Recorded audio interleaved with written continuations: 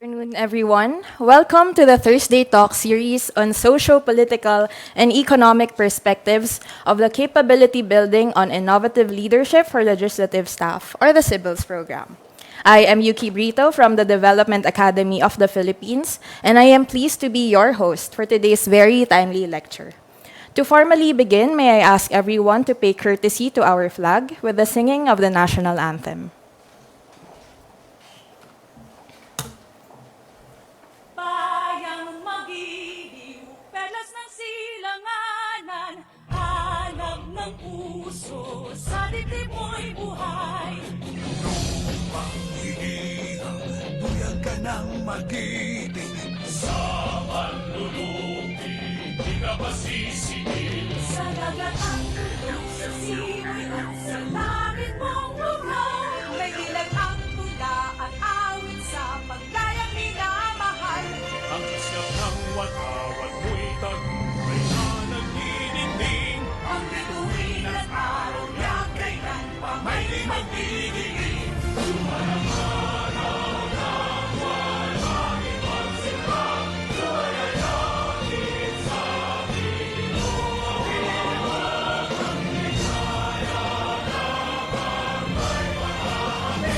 Mamatay ng dahil sa'yo.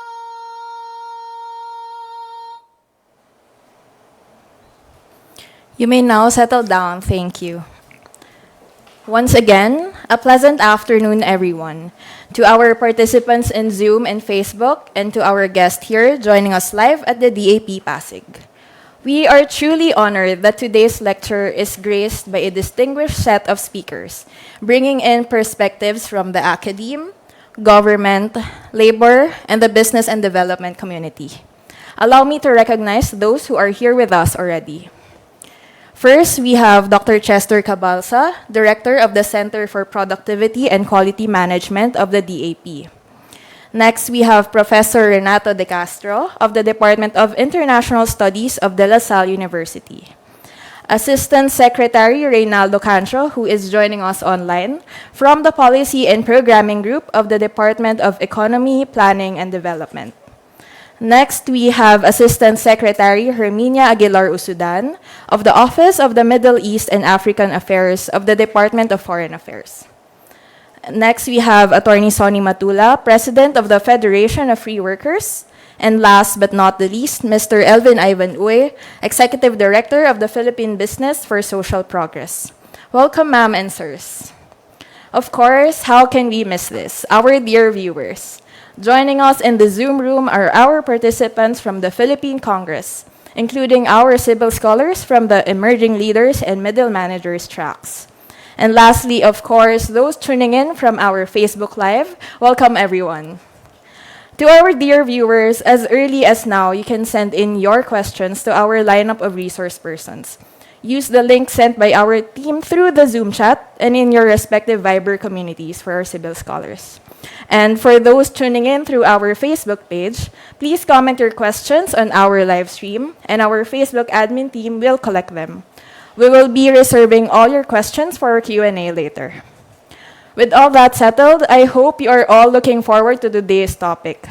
It is certainly one that has taken the spotlight way back in February, but has continued to persist to today, and most certainly in the months to come. Hence, the imperative to tackle it. Our theme and lecture for today forms part of a bigger three-part series under the Thursday Talks component of the CIBILS program.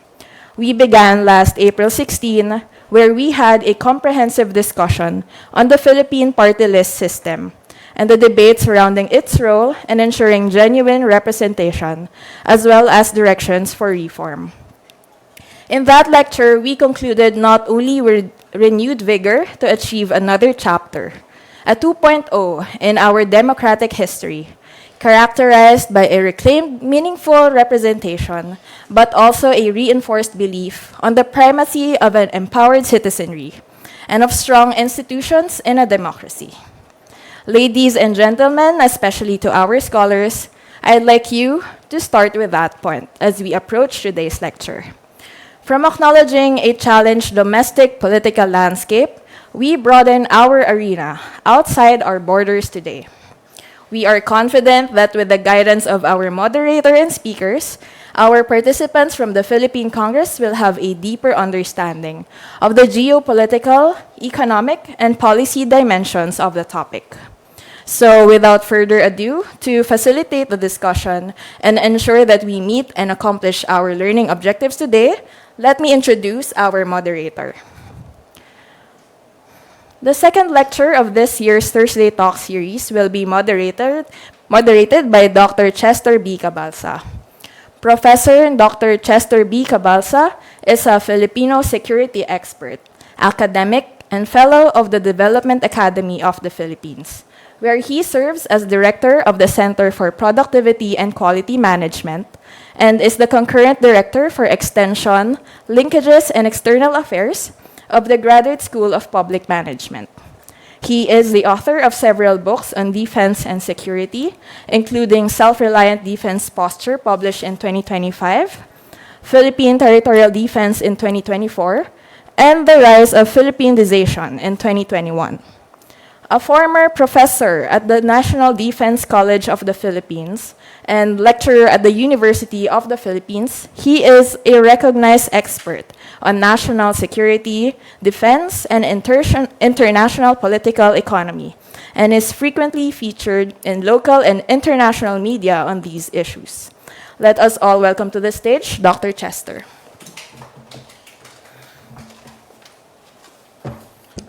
Thank you very much, Yuki. Good afternoon, everyone, and welcome to the second episode of the Thursday Talks, a lecture series organized by the Development Academy of the Philippines under the Capability Building on Innovative Leadership for Legislative Staff program. It is my pleasure to guide our discussion today.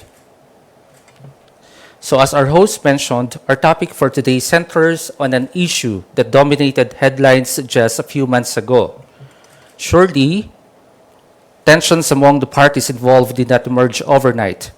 Their roots ran deep, shaped by decades of historical grievances, the geopolitical rivalries, yet for many around the world, and especially for the people of West Asia, the conflict entered a new and more dangerous chapter on February 28 when the war was officially broke out. It was a sobering moment to witness images of destruction, uncertainty, and human suffering. But perhaps more sobering was the realization that this was not an isolated incident, but a conflict that would be resolved in a matter of days or weeks. With that, I invite everyone to watch this short video.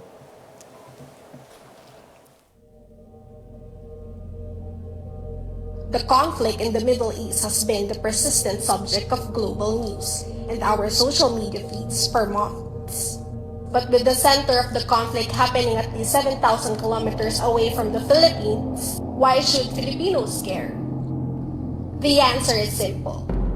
Its distance does not mean its effects are not felt. The disruptions in one of the world's most critical regions has affected the global energy supplies, driven up fuel prices, increased the cost of basic goods, and placed additional pressure on economies across the globe. For ordinary Filipinos, these bring unprecedented economic uncertainties, shifting from being a faraway international issue to one that seeps into daily life. Around the world, we're also seeing changes unfolding in terms of power, leadership, politics, and governance. Multiple nations now asserting agency, power, and influence in global politics. Alliances wavering, and international institutions under pressure as confidence in their ability to maintain peace and stability face decline. A global reset, if you must.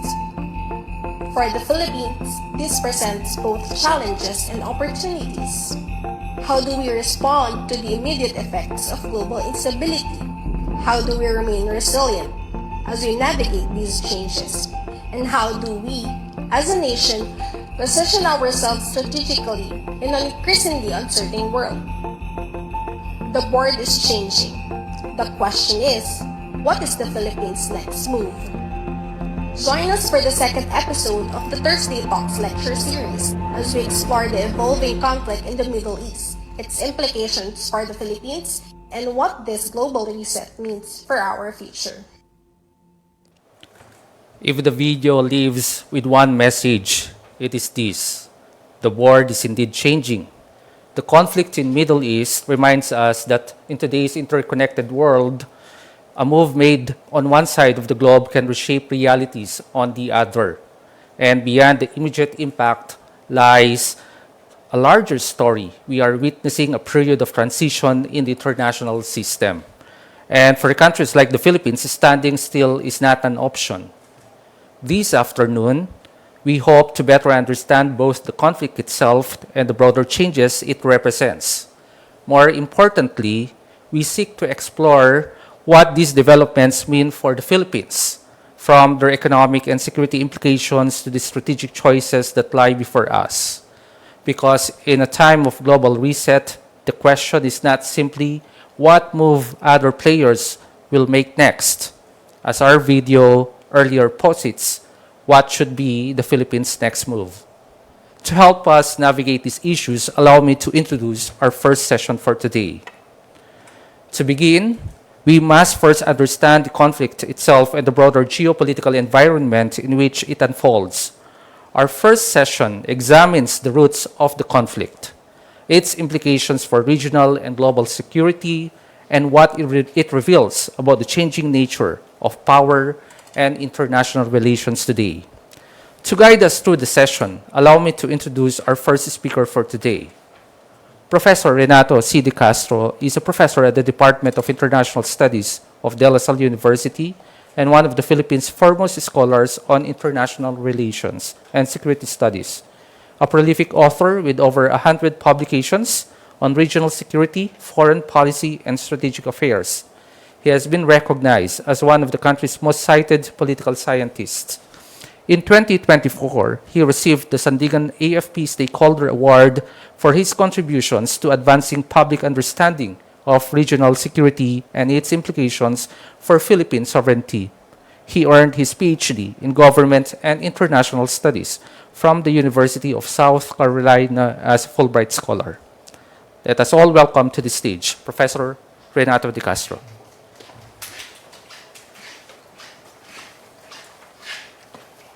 Good afternoon, ladies and gentlemen. Before anything else, let me express my appreciation for the Development Academy of the Philippines to give me a chance to deliver a talk. For, some way back in my life when I was starting my career, I had connection with DAP and, of course, the Department of Foreign Affairs. I work as a researcher at the Foreign Service Institute. FSI, of course, was in a way a product of the Development Academy of the Philippines. So I cannot help but comment about the presentation, the film about a pawn being used, and at that time the Philippines was being mentioned. I don't think we should look at ourselves as a pawn. The Philippines is a middle power. We're probably a bishop or probably a horse, but definitely I disagree we're a pawn, and we should never allow ourselves to be a pawn of any great power. So my presentation today would look at more in terms of the dynamics of the war, but also look in terms of the implication. Of course, this week we have focused on the headlines about a memorandum of understanding between Iran and the United States. That, of course, provides, I cannot mention the 14 points, but the general, of course, lifting of the blockade of the Strait of Hormuz. Then, of course, a possibility that Iran would put a stop or probably end its nuclear weapons program by destroying, or for one reason or the other, eradicating the enriched uranium. And, of course, the prospect, of course, of finally, after almost so many decades, the release of frozen Iranian asset. Of course, it has been frozen since 1979. So we tend to think the war is over, we would go back to normal. But the world is more complicated than ever. Conflict usually, as the saying goes, if you're familiar with what happened during the First World War, the seeds of a future conflict are usually planted during the peace conference of a concluding war. That was the case, of course, when the French General Marshal Foch looked at the aftermath of the Versailles Peace Agreement of 1919, when he said, This is not a peace treaty, it is an armistice. This might be the case. But of course, the implication will not be in the Middle East, the implication will be in our own backyard, and I'll be discussing it. Of course, that happened. You have the United States and Israeli forces launching a surprise attack against Iran. Something was unthinkable for the Americans because, again, people still remember the surprise attack by the Japanese on the American battle fleet at Pearl Harbor in December 7, 1941. It should not, great powers like the United States should not launch a surprise attack. Voila, you have, of course, Donald Trump doing it. So, of course, he mentioned 4 objectives: preventing Iranian nuclear weapons program, destroying Tehran's missile program, destruction of the Iranian Navy so it could prevent the Iranians from imposing an embargo on the strategic Strait of Hormuz, and of course, degrade Iran's proxy militant network so that the region cannot destabilize the region.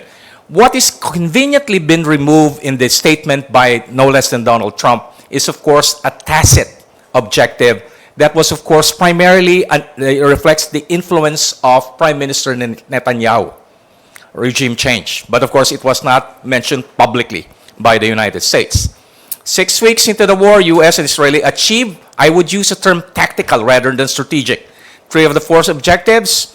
After more than a month of fighting, Washington and Tehran agreed for a very fragile 2-week ceasefire, which was deemed as, of course, precarious and is locked with a harsh reality. Both the U.S. and Israel, an entrenched regime with resilient Islamic regimes, will, of course, take control of the Strait of Hormuz. And, of course, you have the U.S. Department of War Secretary Pete Hegseth basically providing a litany of American, again, tactical rather than strategic successes. But, of course, what happened then? Remember those that at the onset of the 2-week ceasefire, you have Iran's sudden and de facto control of the Strait of Hormuz, which paralyzed the global economy. 20% of oil that flows through the Strait of Hormuz was, of course, locked in the Strait of Hormuz because of the blockade. So the 6-week U.S.-Iran war is a case of strategic miscalculation on the part of the Trump administration. You know, the latent, but of course primary objective of regime change did not happen. Okay? So the Trump administration, of course, was faced with allowing Iran to have the de facto control of the Strait of Hormuz and taking necessary but dangerous risks of deploying, of course, was contemplated early on. But fortunately, the Trump administration did not push through with it. The deployment of American ground troops. Okay, let's look at basically the case of American and Israeli miscalculation. 6-week, of course, massive attack. I mentioned it earlier. Washington and Tel Aviv plan a devastating, sustained, long-term air campaign to dismantle Iran's air defense network and missile system and drone capabilities. Of course, announced 70% of Iranian missile launchers destroyed, 2/3 of Tehran weapons manufacturing capacity. More importantly, the capability to manufacture ballistic missiles was, of course, degraded. What was not degraded was, of course, the capability to manufacture cheap drones. Okay, the Americans pride itself of basically transforming the Iranian fleet into submarines. They were all sunk, and they were not expected to surface again. Destruction, of course, military assets, so forth and so on announced. However, the damage to Iran's missile and drone capabilities, Navy, its weapons, and even uranium enrichment facilities considered tactical rather than strategic. They were great battlefield successes, but they did not alter the very trajectory of the conflict. This is because the bombing campaign did not and cannot destroy the underlying technical know-how and political intention. More importantly, of course, is the political will of the regime to basically repair any facilities that had been damaged or destroyed by Israeli and American airstrikes. This large-scale airstrikes, of course, targets killed several, and of course, at the onset, something that was, of course, unthinkable on the part of the Americans was called decapitation. This killing the supreme leader, Ayatollah Ali Khamenei. The political decision to target key Iranian political leaders is aimed at supporting an internal and popular resistance that was, of course, already happening this year, early this year. You have, of course, massive public discontent in Iran, primarily because of the dramatic depreciation of their currency And of course, Israel and the United States was simply thinking, just kick the door and the entire edifice would collapse. Of course, again, trying to project it as trying to eliminate a theocratic regime. Expected that once the regime is politically degraded through execution of top political leaders, Iranian people would rise up and overthrow the government. Okay, so that's it. Should Washington, of course, whether their direct action or through an internal upheaval, successfully overthrow Iran? And of course, there's the other geostrategic dimension there. Iran is targeted not because simply of a theocratic regime. Iran is aligned with countries that are deemed as the center of discord. Iran, Moscow, Beijing, and of course, Pyongyang. So based on campaign, again, the American fascination with air power, ever since began during the Second World War, also shown during the NATO campaign against Serbia in the late 1990s. However, in most cases of the Second World War, American strategic bombing campaign against Germany and Japan, and the Vietnam War, bombing campaign tend to generate the opposite effect. It tend to generate what you call a rally around the flag effect. The Iranian public did not overthrow their government, rather the martyrdom of the supreme leader generated what you call massive patriotism and nationalism. You have what you call a rally around the flag effect. No wonder, of course, U.S.-Israeli attacks failed to immediately overthrow Iran's Islamic government. Consequently, instead of collapsing, the Islamic regime demonstrated political resilience and basically, of course, strengthening the Iranian people will to resist, of course, Israeli and American attacks. Unexpected survival means that it will be assumed a long-standing pattern of domestic violence against people, along, of course, with continuous support of what we call the proxy Islamic militants, Hezbollah, Hamas, and, of course, the Houthis. Again, this, of course, did not, again, the element there, I have to pass. Now, let's look at how and why the Islamic regime tactically bruised, but, of course, has showed strategic resilience. Despite the massive sustained weak elect, of course, the Islamic regime remained firmly in control, even though, of course, the economy has been in tatters, destruction of Iranian infrastructure. Islamic State was able to launch a strategy of escalate to desescalate, much, of course, to the discomfort of its neighboring states, like Kuwait, Qatar, Bahrain, and even Saudi Arabia, where, of course, they were hosting American facilities. So, in applying this strategy, Iran set its sight beyond military targets to strike oil infrastructure, hotels, American diplomatic posts, the U.S. Embassy in Baghdad, the livelihood of course, its neighboring Arab states.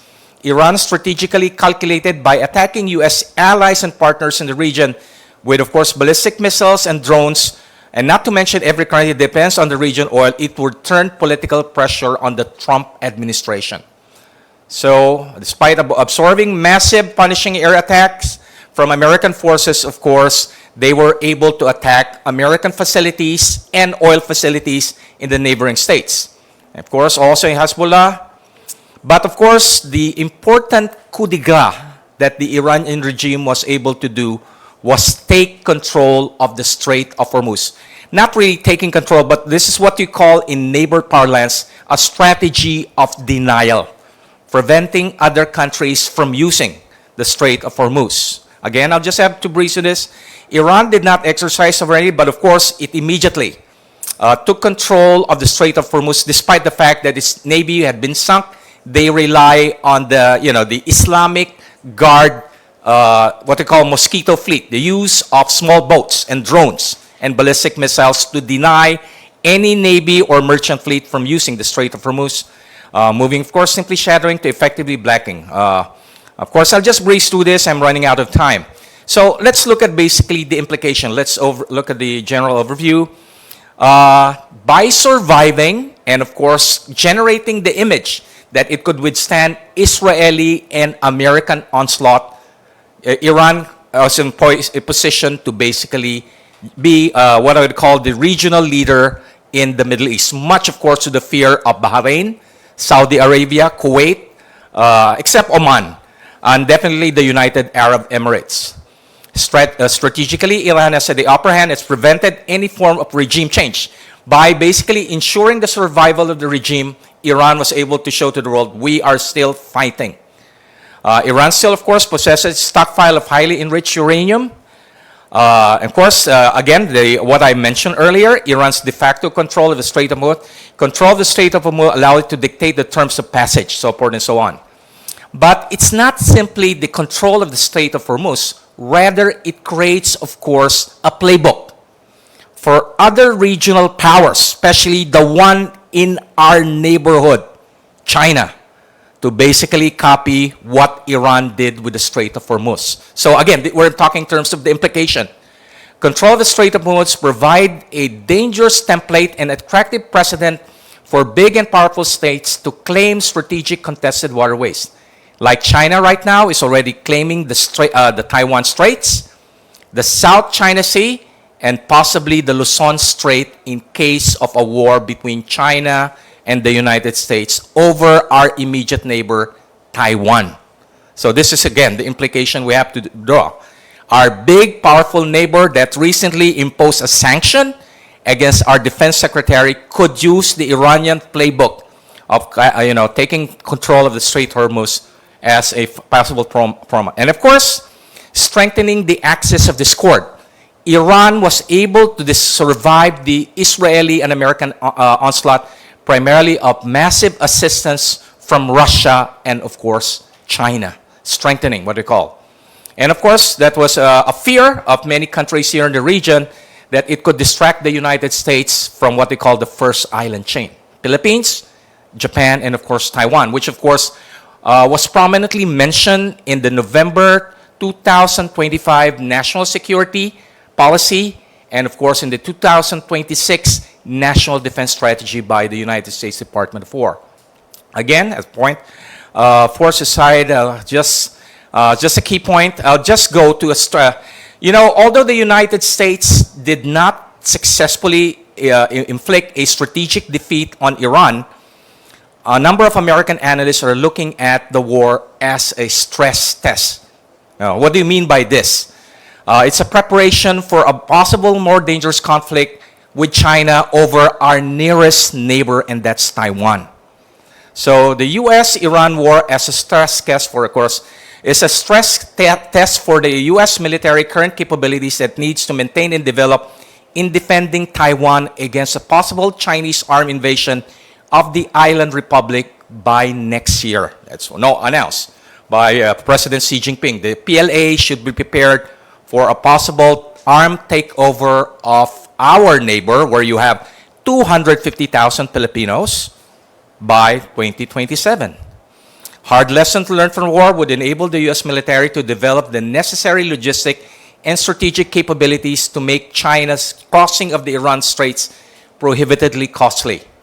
From Washington perspective, the 6-week war against Iran showed that the U.S. military could not simply secure a clean and decisive victory against a middle power with no blue water navy, no fifth-generation air force, and economy smaller than the state of Texas. Again, the development of drones had made it possible for defense to gain the upper ground vis-a-vis, of course, offensive. So if in this case, what hope does the U.S. military have? It will have to confront an emerging regional power, which happened to be our neighbor, China. So the opening phase of the war was marked by several tactical gains, but eventually, as in any industrial war, which we of course experienced during the siege of Malawi, it was not an industrial war, you would run out of ammunition. And in the case of the Americans, when you're using high-tech weapon system like cruise missiles, that is something, again, what happened? However, this led to the dramatic depletion of American stockpile of munitions, THAAD interceptor stockpiles, and of course, hundreds of Tomahawk cruise missiles, which cost about $1.2 million and would take about 2 years to manufacture one. Confronting China, and look at the Philippines there, we're not very far, right? Confronting China in the Taiwan contingency will be a more intense, longer armed conflict that fits the U.S. against an emerging regional power with an industrial economy whose strategic doctrine is based, of course, on strategic saturation of missiles and armed drones, which China did to Taiwan, during the Pelosi visit.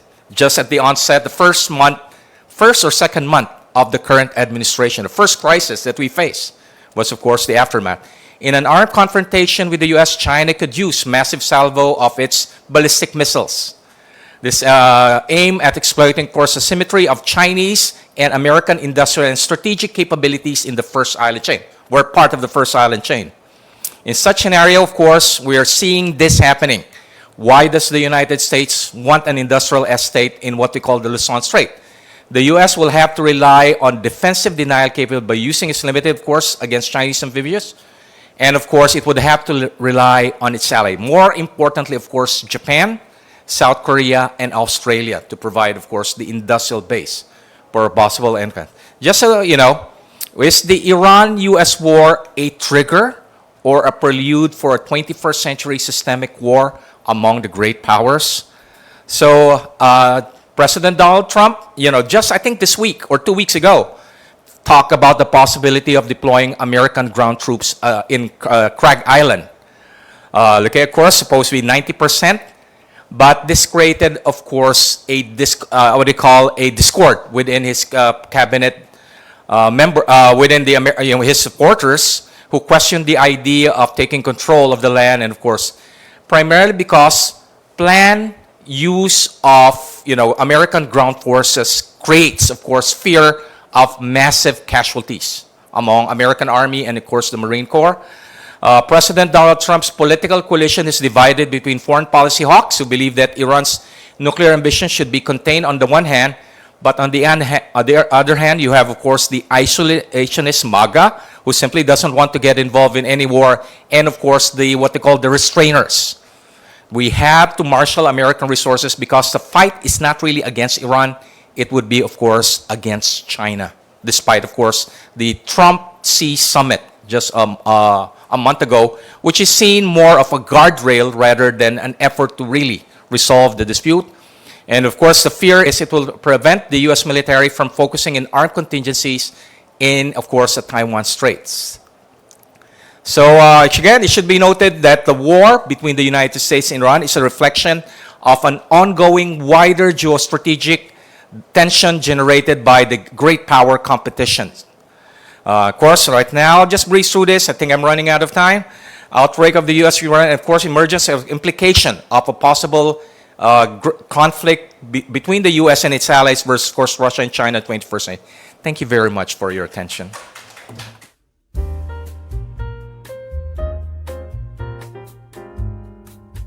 Thank you very much, Professor De Castro, for that insightful presentation. Thank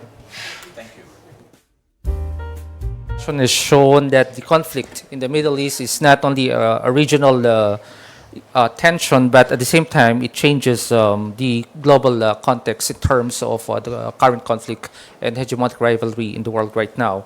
Now, for Facebook Live participants, you may post your questions in the comment sections.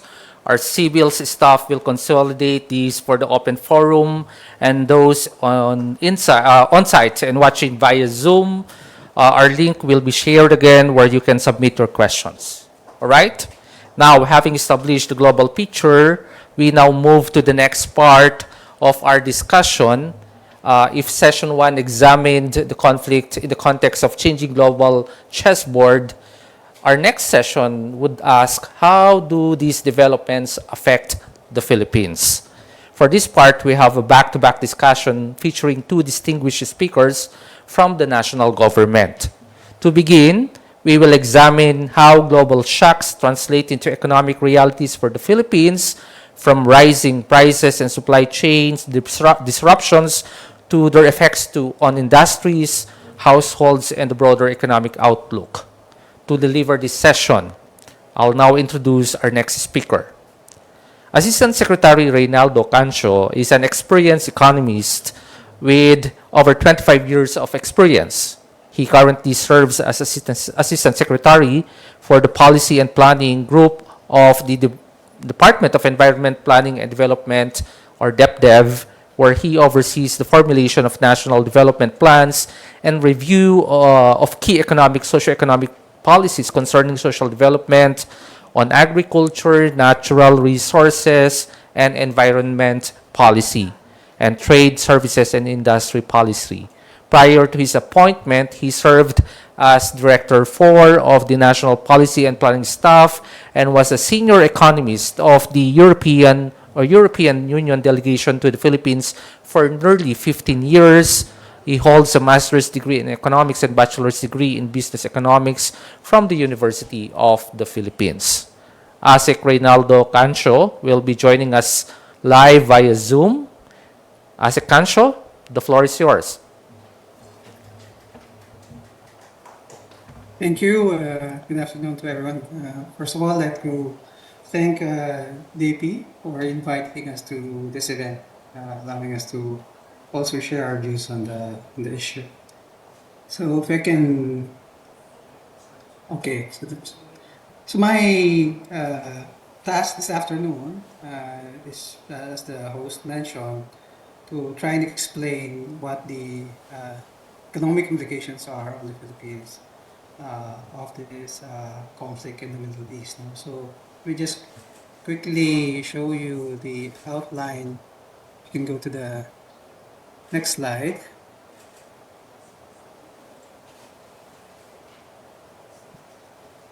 So I'll go through the transmission channels of the shock, how we are linked essentially to the Middle East region in economic terms. I'll explain what the macroeconomic impact or implications are because of those linkages, what we've seen in the last couple of months. Talk a bit about the government's response since the beginning of this emergency, and then talk about our outlook, right, and our recommendations. Okay.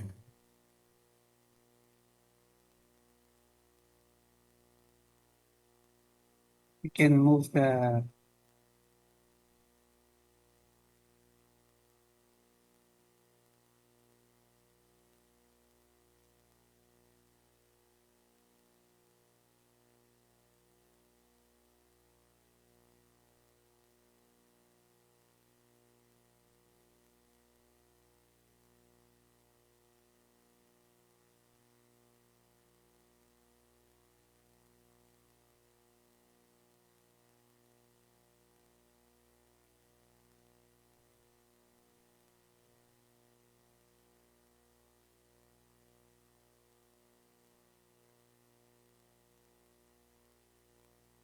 hello.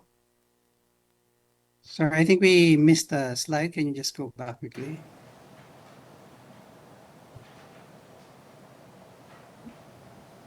Yeah. So of course, the first point I'd like to raise is that we have a lot of Filipinos in the Middle East. It hosts about 2.5 million overseas Filipinos, about a quarter of all overseas Filipinos. So these Filipinos are responsible for sending about 6.5 billion every year in terms of remittances, about a fifth of all the remittances that we receive yearly. Next slide.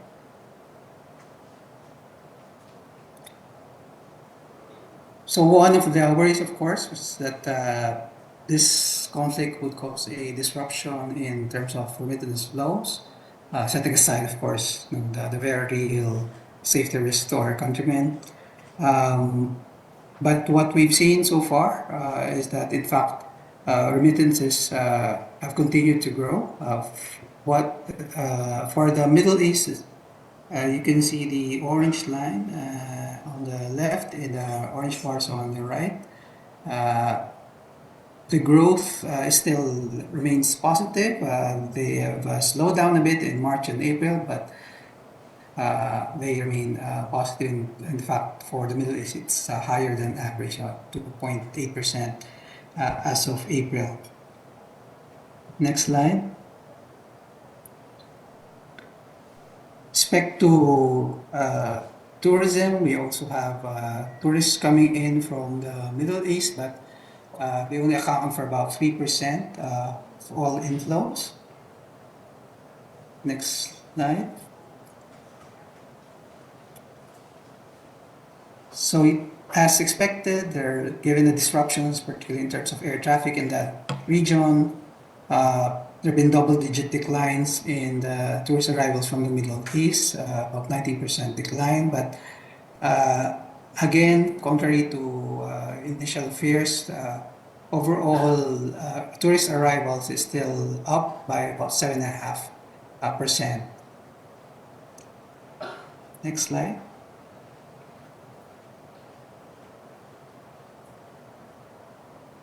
So in terms of our trade relations with the Middle East, they're not that big of an export market for us. Only account for about 1.5% of our exports, 3.5% of our imports. Next slide. But the importance really is in terms of specific commodities that are crucial to our economy, these parts of our economy.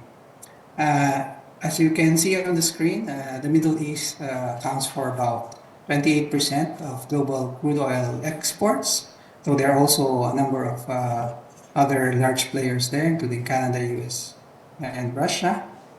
Next slide. But for us, almost all of the crude oil we import comes from the Middle East, and a little bit from the ASEAN region. Next slide.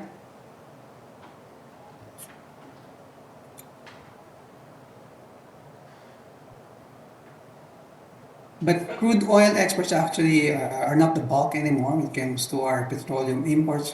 Most of what we import now is refined petroleum products like gasoline, diesel, LPG.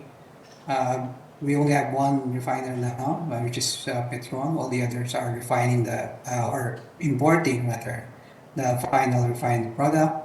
And in terms of respect to gasoline, Middle East accounts only for 17% of our imports, even less for diesel, around 11%.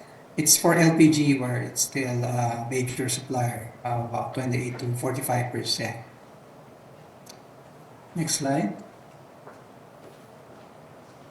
But again, even for gasoline and diesel, although we're not directly getting it from the Middle East, if you look at our major sources of these fuels, they are actually reliant on the Middle East. They get anywhere from 44% to 74% of their crude oil, which they then process into these refined petroleum products. Next slide.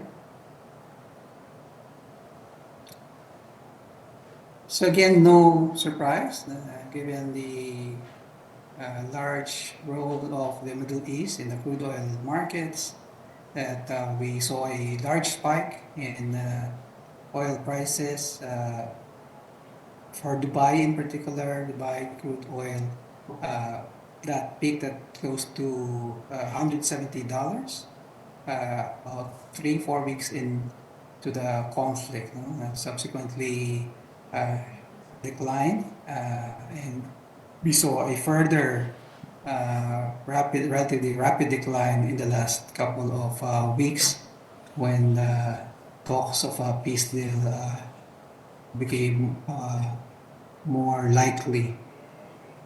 Next slide.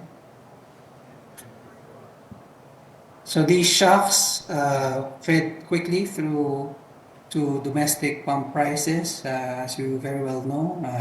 In the case of kerosene and diesel, we saw a doubling of the pump prices, peaking in April, though they have subsequently come down from those peaks, given also the reduction in international oil prices. Next slide.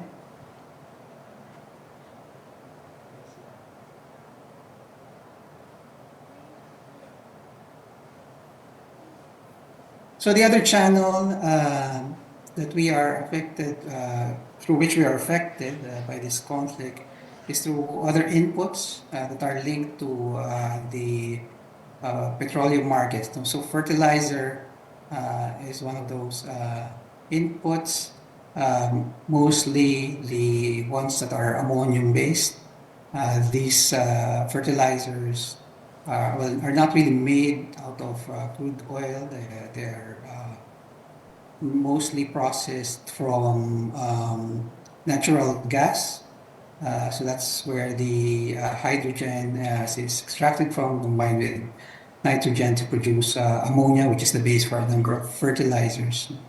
So while it's processed from natural gas, as you can imagine, that market is also affected by what happens in the petroleum markets because of partly because of substitutability, partly because of the way these products are produced.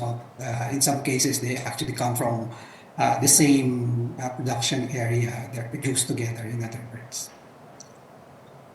So in this case, apart from the Middle East itself, directly producing about 18% of global exports of fertilizers, the others that are producing fertilizers get affected through those channels, the linkages between petroleum and natural gas. Next slide. In our case, actually most of, or more than half of our fertilizer imports are coming from China, the rest from ASEAN and Canada. The Middle East, Qatar in particular, only accounts for about 5%. Nevertheless, we're still affected, not so much in terms of the quantity, but in terms of, as you can see the next slide, prices. So we've seen large increase in international fertilizer prices. In the next slide, please. And that has, of course, led to similar increase in domestic fertilizer prices, particularly for urea. Next slide. So apart from our direct exposure to inputs like fertilizer, we are also potentially exposed through some of our commodity imports like rice, corn, and sugar. So what you see on the screen are our major sources of imports for rice, corn, and sugar, and how much of their fertilizer comes from the Middle East. So it's particularly substantial for Thailand and Pakistan, not so much for Vietnam, which luckily is our major source of rice. For corn, it's Myanmar and Brazil that are more exposed. And for sugar, it's Thailand and Indonesia. Next slide.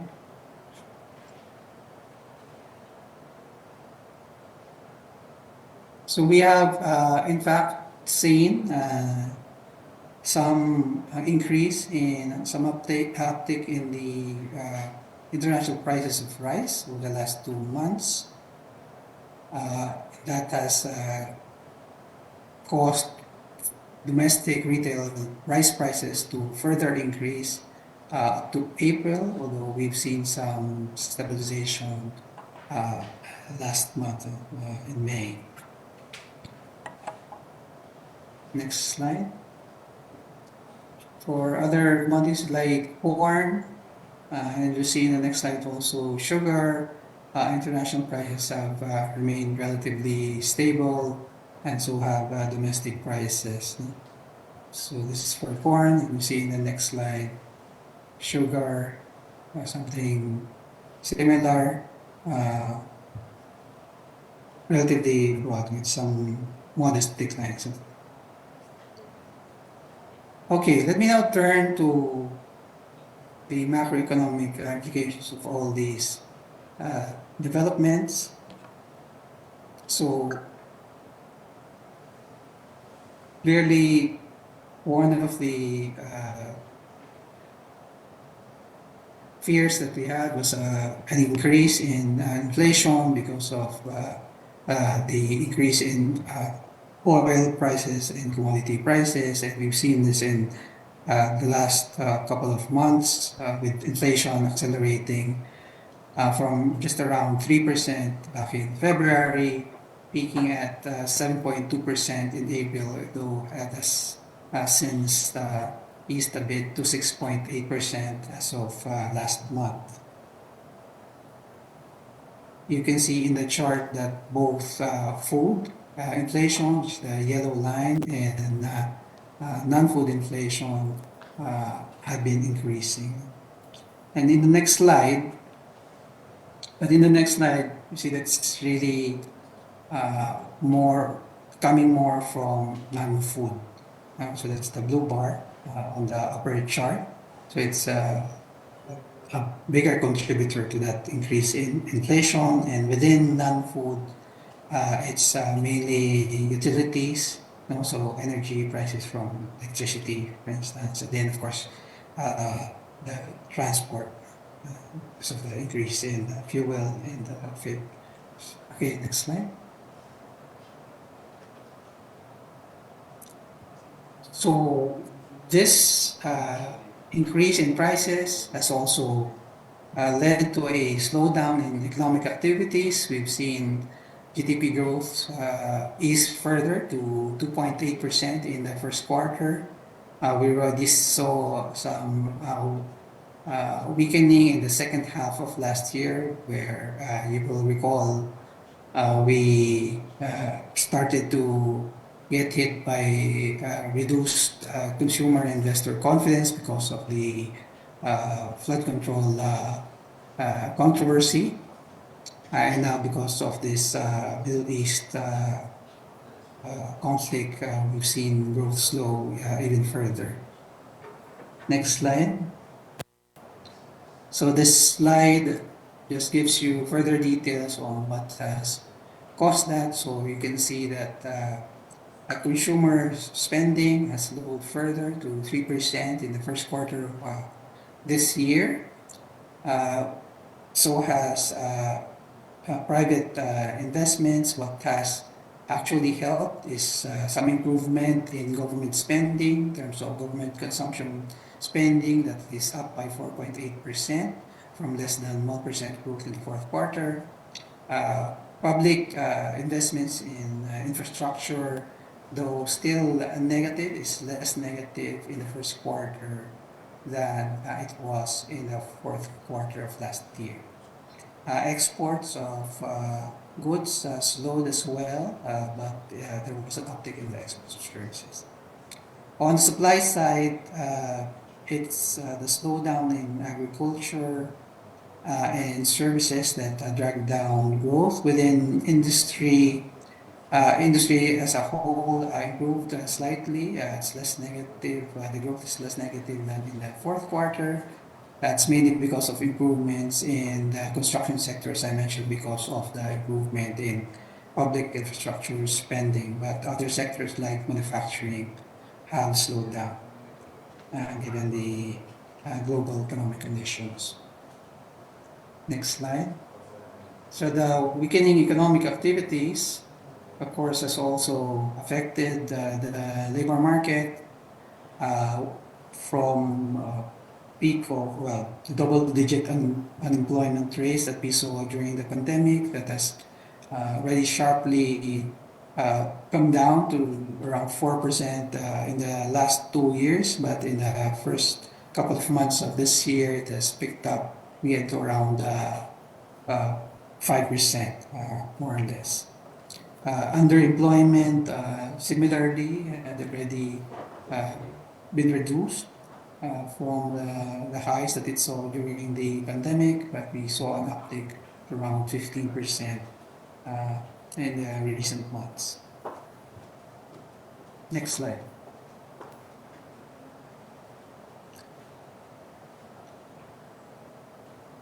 So next couple of slides, I'll explain what the government interventions have been through the Unified Package for Livelihoods, Industry, Food and Transport, which is the whole of government framework to address the impacts of the Middle East crisis.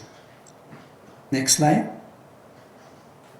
So given the various challenges that I mentioned earlier, the government's response has been organized around 5 pillars. One is saving lives, no? Given the 2.5 million Filipinos in the Middle East who are at risk. So this involves a repatriation of those who would like to come home, and of course assistance in reintegrating them to our society and our economy, ensuring of course that we have sufficient fuel. So the various interventions of the DOE to help our importers of fuel products secure their supply chain. Support, of course, to various vulnerable sectors who have suffered from the increase in prices. So this is where the various types of cash assistance, the other types of assistance, including fuel discounts, come in. Then the fourth is in terms of trying to keep electricity supply and power costs stable. Similarly, also for trying to keep food and medicine prices stable. Okay, so let me move to some of the key figures. The next slide. In terms of what's been accomplished through these various measures. So more than 12,000 Filipinos have been repatriated so far. Actually, much less than what we were fearing at the beginning. In terms of, so they've been provided with both the repatriation services I mentioned, but also various types of services for reintegration, reemployment. For our fuel supply, we are now at around 46 days worth of fuel supply. I recall that at the beginning of the energy emergency, the supply was only around 30 days worth. Next slide. In terms of assistance to vulnerable sectors, more than 1.7 million drivers have been provided assistance by, I believe this is from the DSWD side. More than 800,000 have also received fuel subsidies. This is through the DOE program to provide discounts, fuel discounts at the pump. So more than 2,000 gas stations are now part of this program to provide these discounts to public utility vehicles. There's also service contracting programs of the DOTR, more than 16,000 already have been enrolled. We also provided discounts to passengers of our light rail transit, so over 42 million person trips, I guess is the unit for this, have benefited from that, as well as more than 80,000 person trips, provided free or libreng sakay. Next slide.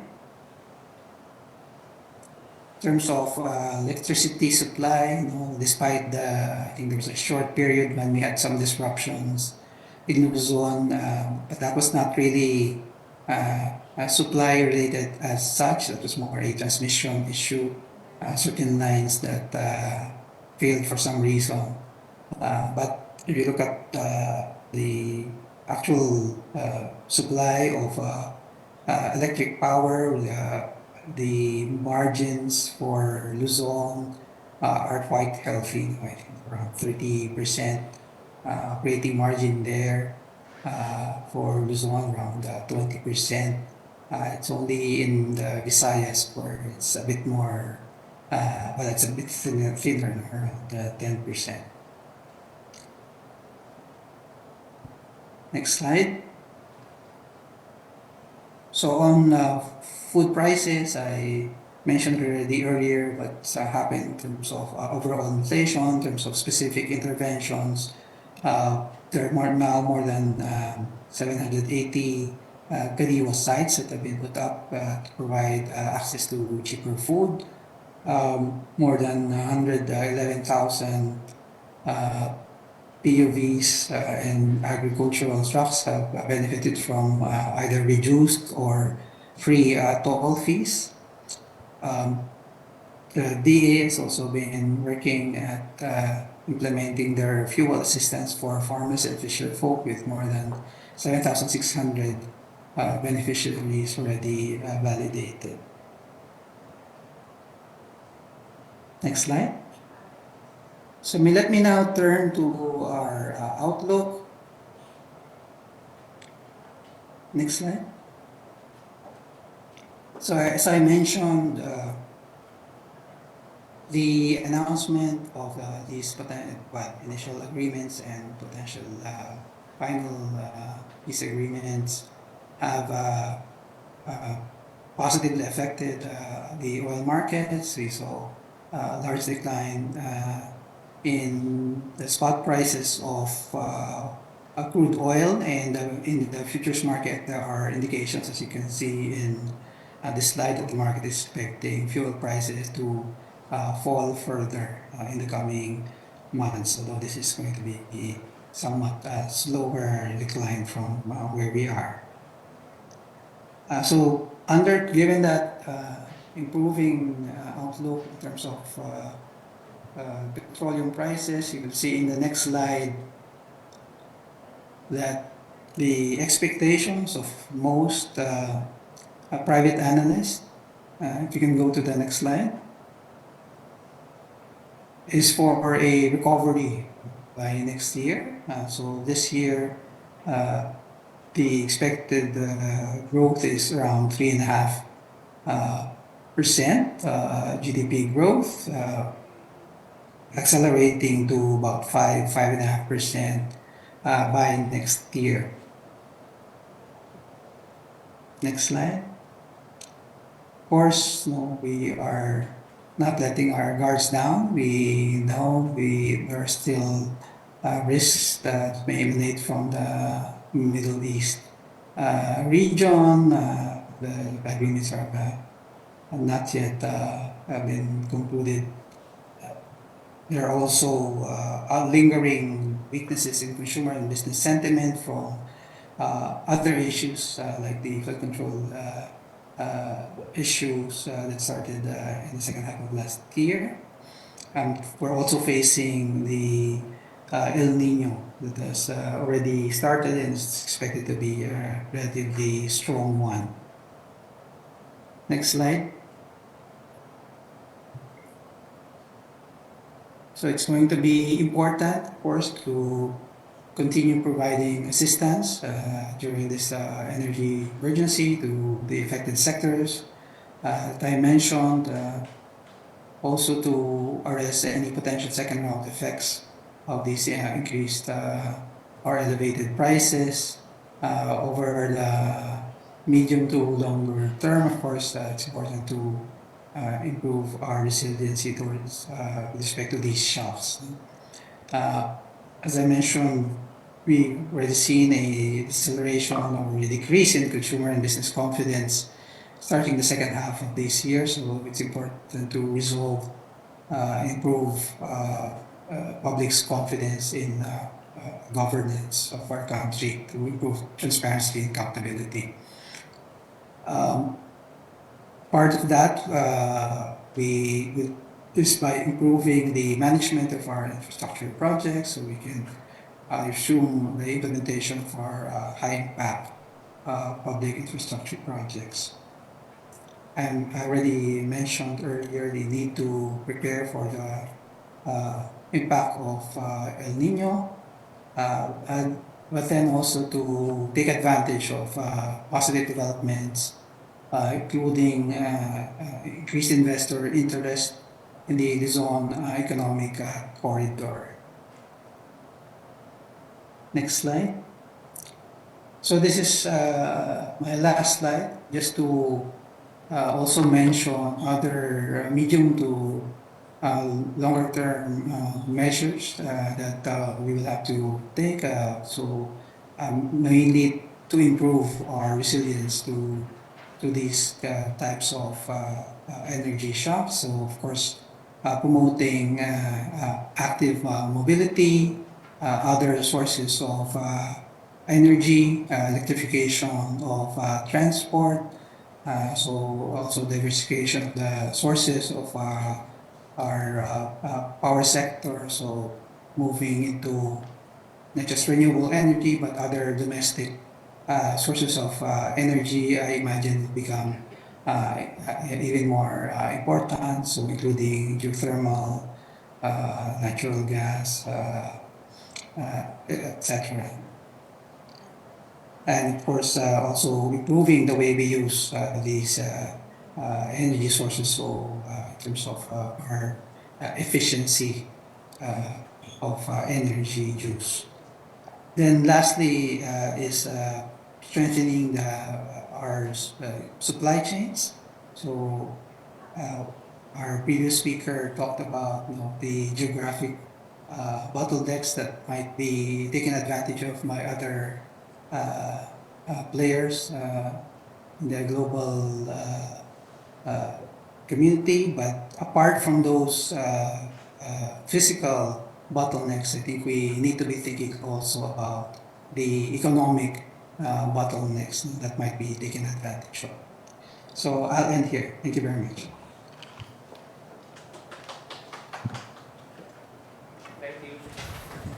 Thank you very much, Asek Kancho, for helping us unpack the economic importance of the Iran war. Now, your presentation highlighted how events beyond our borders can influence domestic conditions and the country's broader development outlook. We now explore another key part of the equation. In an ever-evolving global arena, the Philippines must also navigate a rapidly evolving diplomatic and strategic landscape. Our next session turns to the country's foreign policy and strategic outlook. We will explore how these developments shape Philippine diplomacy, affect our strategic partnerships and regional security environment, and influence the choices available to us as members of the international community. To guide us through these issues, it is my pleasure to introduce our next speaker. Assistant Secretary Germinia Aguilar Usudan is the Assistant Secretary of the Office of Middle East and African Affairs of the Department of Foreign Affairs. Since joining the DFA in 1998 and the Foreign Service in 1997, she has held key positions at the Home Office, including Principal Assistant at the Office of Consular Affairs, Special Assistant, and Vice Chairperson of the Overseas Voting Secretariat and the Director of the UMEA. Her overseas assignments have included postings in the UAE, United Arab Emirates, Saudi Arabia, Indonesia, Hong Kong, and the Kingdom of, Saudi Arabia, where she served as the Consul General in Jeddah. She holds degrees in economics from the University of the Philippines and law from the University of Santo Tomas. Let's all welcome Asek Usudan.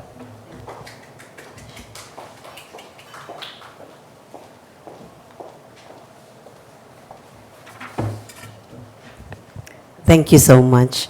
Good afternoon, everyone.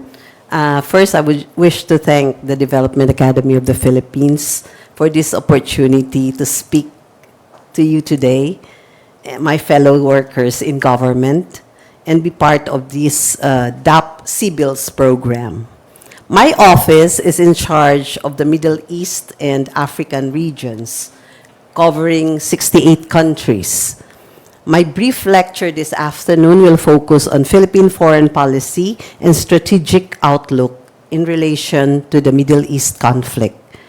The President, as we all know, is the chief architect of Philippine foreign policy, and the Department of Foreign Affairs is the chief implementer. The President's foreign policy is anchored on an independent, rules-based approach summarized by the standpoint, a friend to all and an enemy to none. The Philippines has always maintained an independent foreign policy and has taken a calibrated diplomatic approach anchored on prudence, non-alignment, and multilateral engagement. Prudence meaning in our dealings with other countries, we exercise sound judgment and foresight. Non-alignment means we maintain neutrality to pursue independent foreign policies, prioritize our national interests, and avoid being drawn into geopolitical conflicts. Multilateral engagement means we engage in collaborative efforts with like-minded countries. On the US-Israel-Iran conflict, the current conflict has emerged into a protracted war that resulted in a regional humanitarian, energy, and economic consequences felt across the globe. The closure of the Strait of Hormuz in March 2026 resulted in an energy crisis where crude oil went as high as $120 per barrel. This is because 25% of oil and 1/5 of the liquefied natural gas traded globally transit through the strait. The conflict also brought massive trade and travel disruptions where travelers in the region, including hundreds of Filipinos, workers, and tourists, were stranded and shipments were delayed, threatening a food security and humanitarian crisis. The Middle East is of strategic importance to the Philippines, not only because it is one of the major destinations of our workers, but the Gulf states, UAE, KSA, Qatar, Kuwait, Bahrain, and Oman, the ones involved in the US-Israel-Iran conflict aside from Israel and Iran, are the main sources of our crude oil and other petroleum products. The Gulf states also have significant trade volumes with the Philippines and vital aviation gateway. As mentioned earlier, there is a huge concentration of overseas Filipino workers in the region. There are approximately 2.4 million Filipinos in the Middle East, most of whom are in the GCC member states. Two countries with the highest number of overseas Filipinos are the UAE, the United Arab Emirates, and Saudi Arabia, with around 975,000 and 813,000 Filipinos, respectively. They are followed by Qatar with 250,000 and Kuwait with 211,000 Filipinos. Saudi Arabia, UAE, and Iraq are our largest suppliers of crude oil, mineral oils, and other petroleum products in the Middle East, followed by Oman and Qatar. Coincidentally, Saudi, UAE, and Iraq are also the Philippines' major trade partners in the region. The Middle East is likewise a key source of fertilizers, which are essential for our country's agricultural productivity. Qatar and Saudi Arabia amount to about 18 to 20% of the country's total nitrogen-based fertilizer supply. Moreover, the Middle East serves as a vital aviation gateway of the Philippines to Europe, Africa, and Americas. The Philippine air carriers, such as Philippine Airlines and Cebu Pacific, utilize key Middle East aviation hubs such as Dubai, Doha, and Riyadh. Thus, the recent flight disruptions in the region affected our major air carriers, causing them to cancel their flights and lose revenues.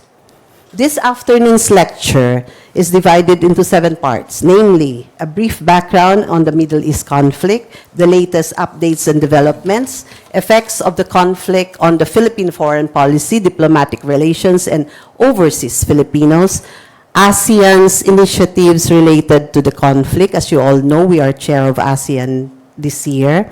Philippine foreign policy for the Middle East, the legislative branch and the conflict, and the DFA's latest initiatives. So, as a background, the US, Israel, and Iran conflict is the result of years of tension over Iran's nuclear program after the US unilaterally pulled out of the 2015 JCPOA, the Joint Comprehensive Plan of Action, in May 2018 under the Trump administration.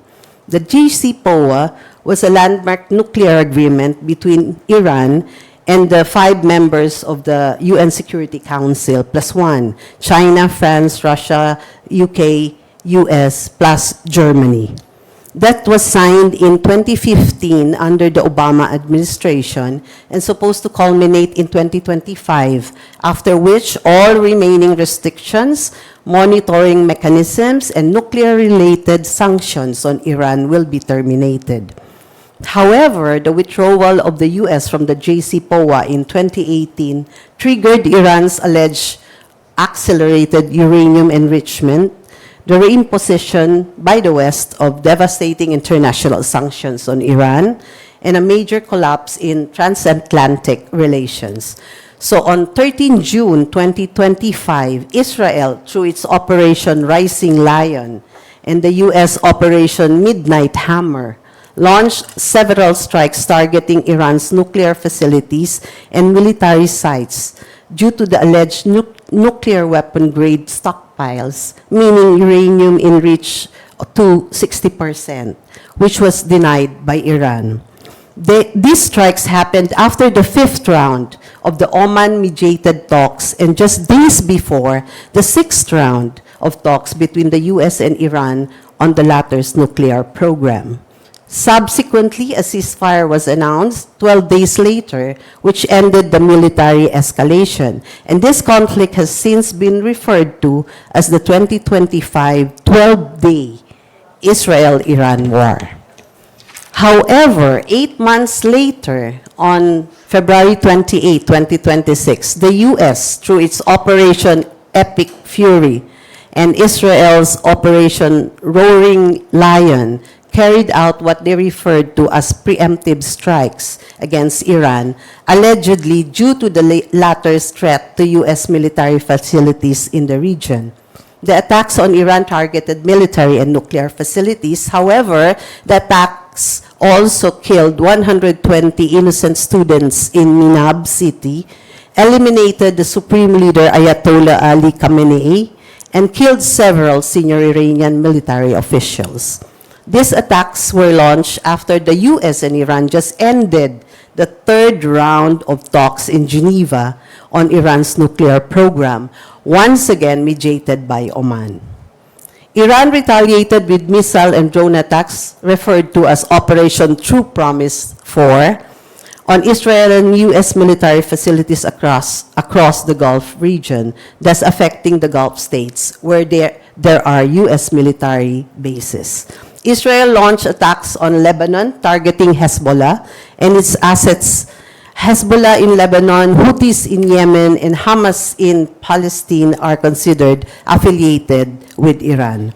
So on March 2, 2026, Iran closed the Strait of Hormuz, triggering a global energy crisis.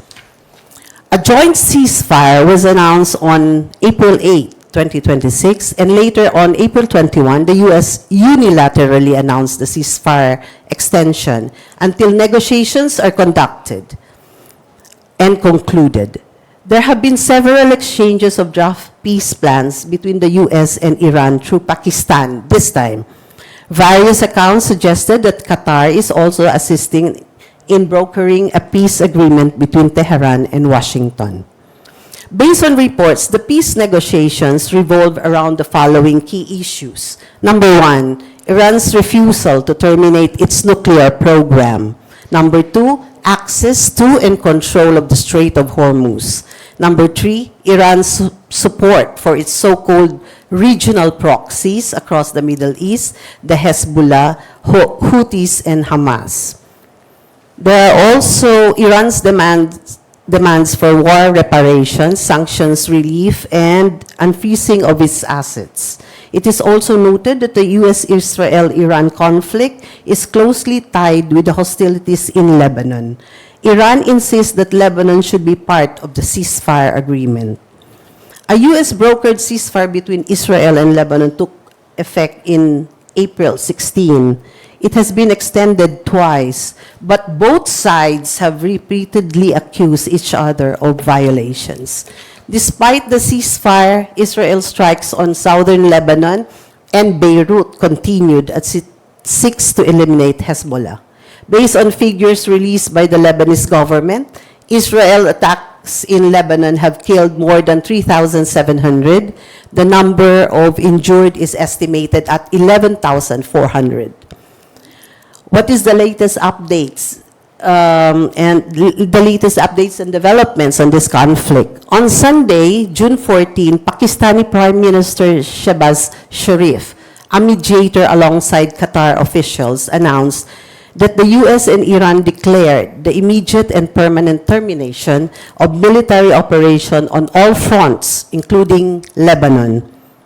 On Monday, June 15, U.S. President Trump announced that U.S. and Iran have reached an initial peace agreement to end the war through the mediation of Pakistan and other regional actors such as Qatar, Egypt, Saudi Arabia, and Turkey, calling for a 60-day ceasefire wherein details of the final peace agreement will be discussed. It was later reported that the initial peace agreement is scheduled to be signed tomorrow, Friday, June 19. So the DFA eagerly awaits the outcome on Friday, and we hope that it will finally lead to the permanent end of the conflict and to a just and lasting peace. However, despite the U.S.-Iran initial agreement, Israel Prime Minister Benjamin Netanyahu said Israeli troops will continue to occupy southern Lebanon. The DFA closely monitors the situation through the embassies and consulates in the region. On Philippine foreign policy, first, amid the conflict, the Philippines has maintained an independent foreign policy. Next slide, please.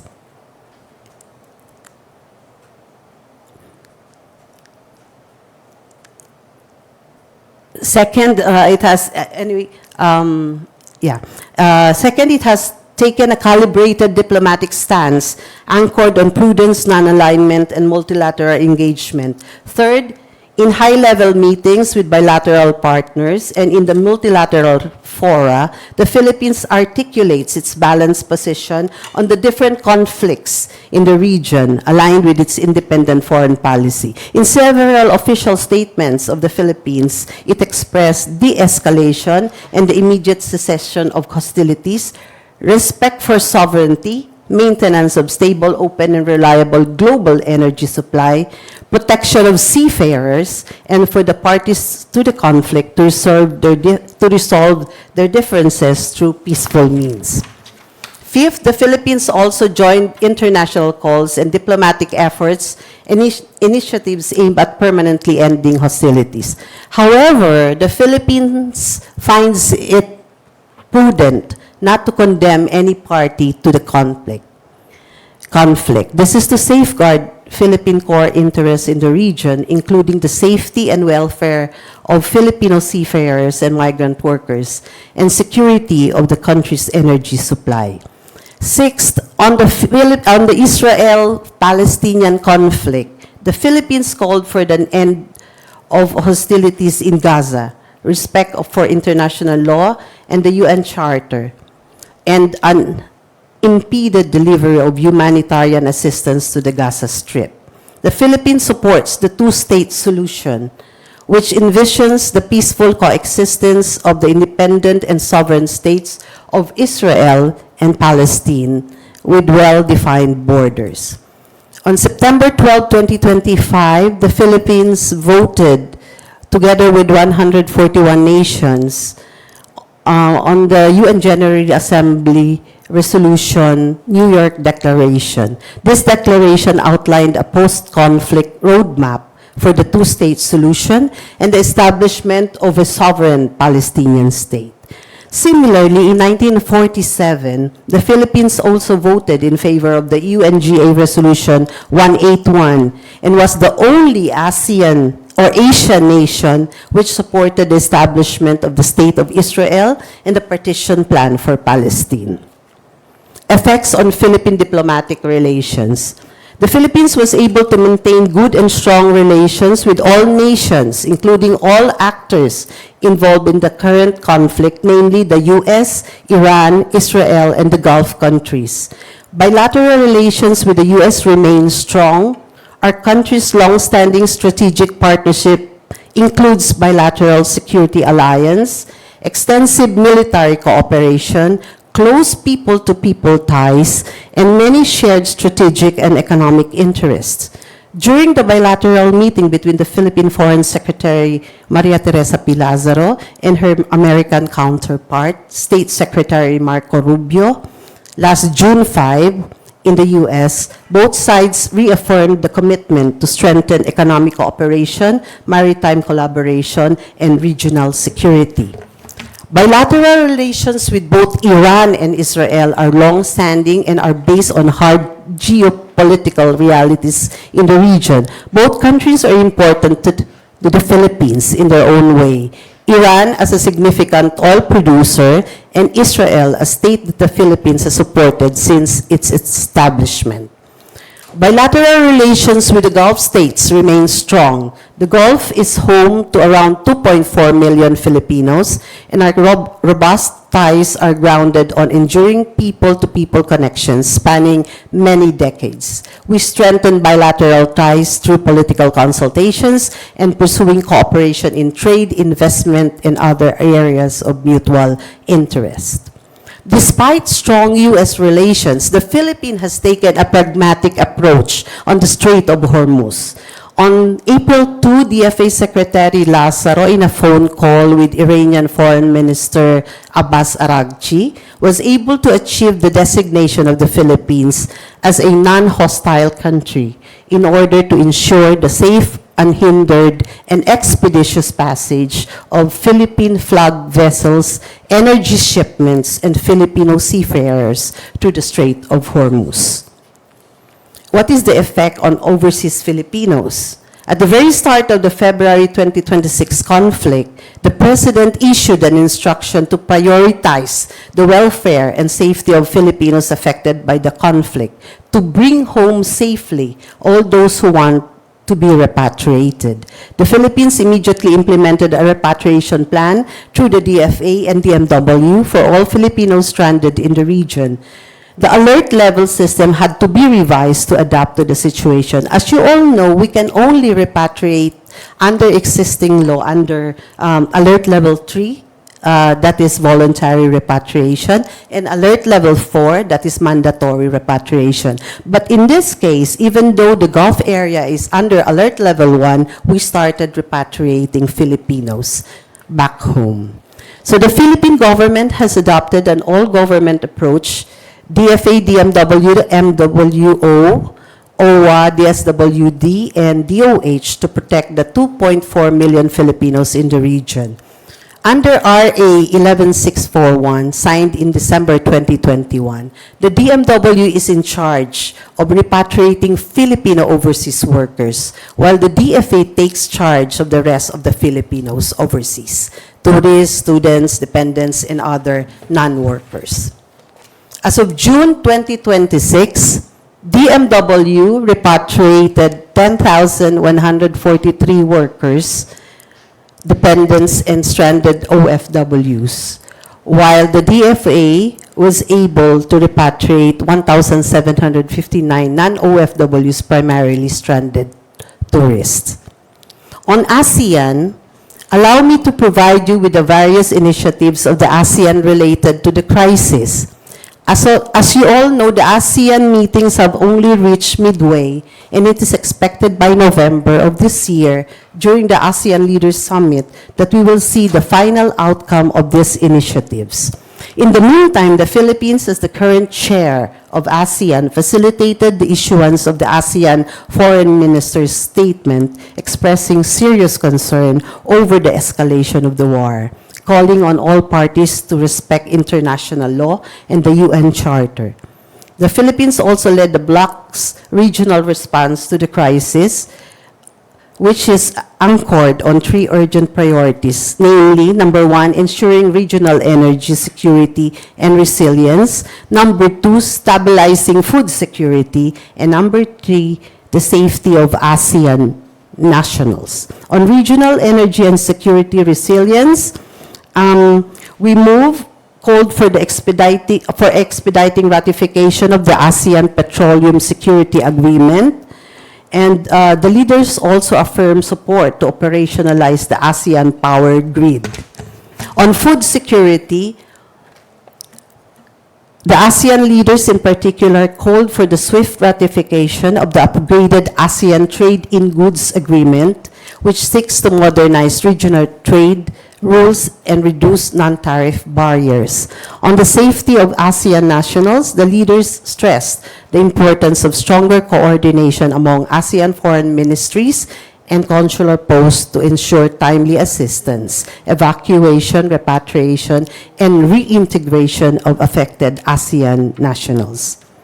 The details of all these initiatives may be obtained from the DFA Office of ASEAN Affairs. As the trajectory of the conflict in the Middle East remains uncertain, the Philippines will continue with its foreign policy of strategic autonomy.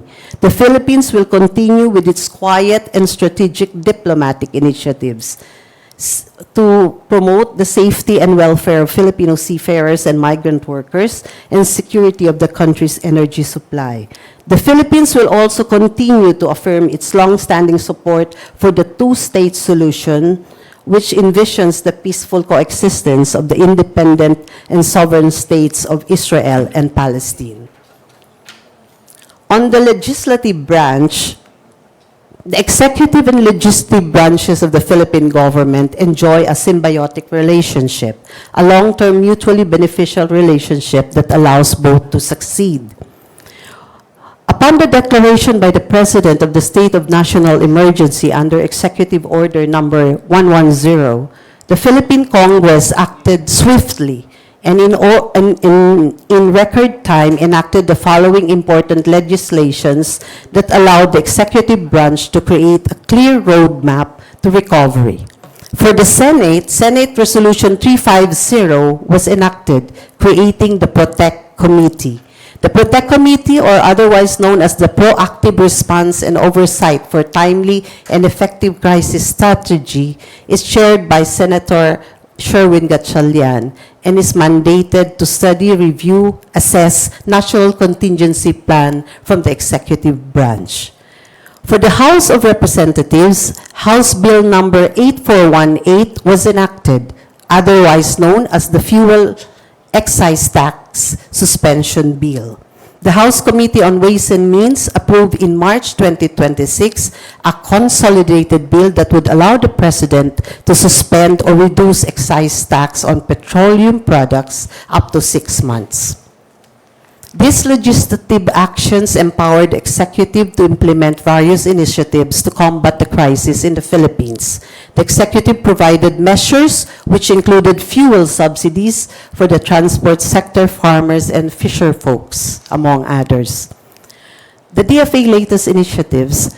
First, the DFA, in coordination with the Department of Energy, has explored alternative sources of fuel and fertilizers abroad.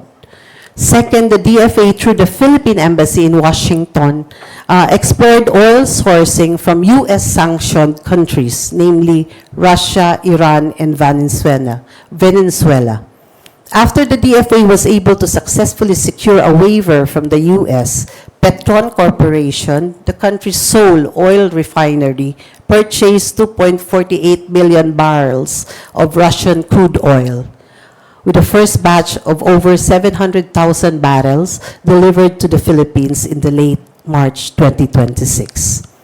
The executive response reflects a three-track approach: whole-of-government approach in OFW protection and repatriation, economic stabilization through emergency powers and subsidies, and diplomatic engagement to secure energy supplies and protect Filipinos in the conflict zone.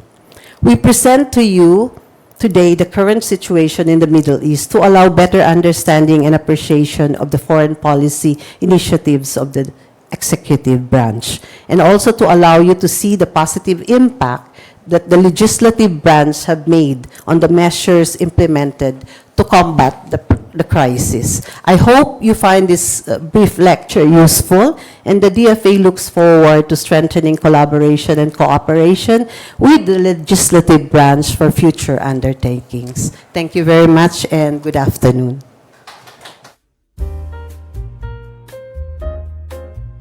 Thank you very much, Assistant Secretary Usudan, for that very important discussion on the strategic diplomacy in an increasing uncertain world, and underscored how foreign policy remains closely linked to the country's security, economic interests, and the welfare of Filipinos abroad. Very well delivered, ma'am. Together, our discussion have shown how conflict thousands of kilometers away can have profound implications for the country, cutting across security, economy, and of course governance. Through the perspectives shared by our speakers, we have gained a clearer understanding of the important role that government institutions play in helping the country respond, from told you anyone can economic be a planning content and creator. policy formulation to diplomacy and Drop international your clips and engagement. drag elements. To our colleagues from the national government, thank you for sharing your expertise and helping us better understand these important issues.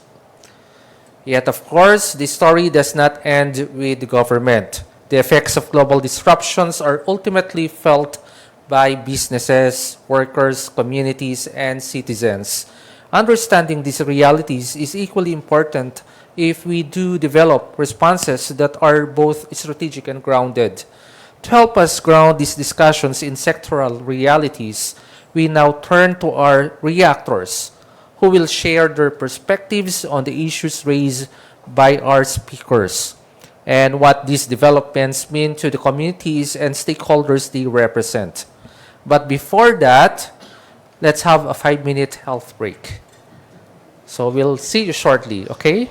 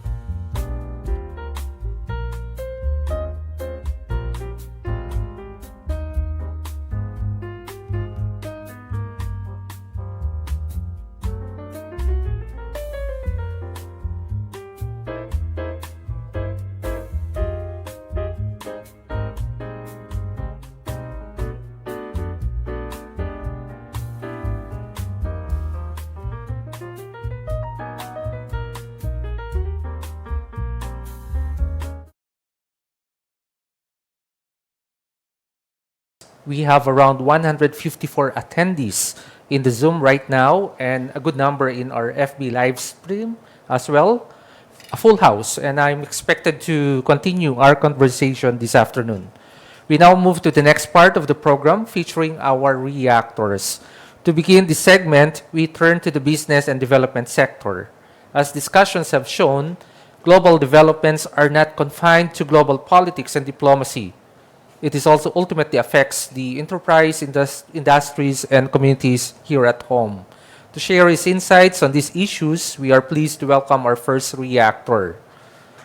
Mr. Alvin Ivan Uy is the Executive Director of the Philippine Business for Social Progress, the country's largest business-led NGO focused on sustainable development and poverty reduction.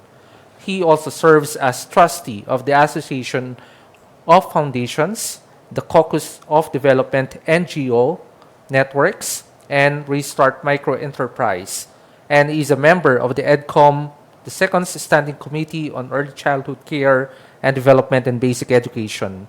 A former Assistant Secretary and K-12 Program Coordinator of the Department of Education, he brings extensive experience in public policy, business development, sustainability, and social development. He holds a master's degree in public policy and management from Carnegie Mellon University. Please welcome Executive Director Alvin Uy.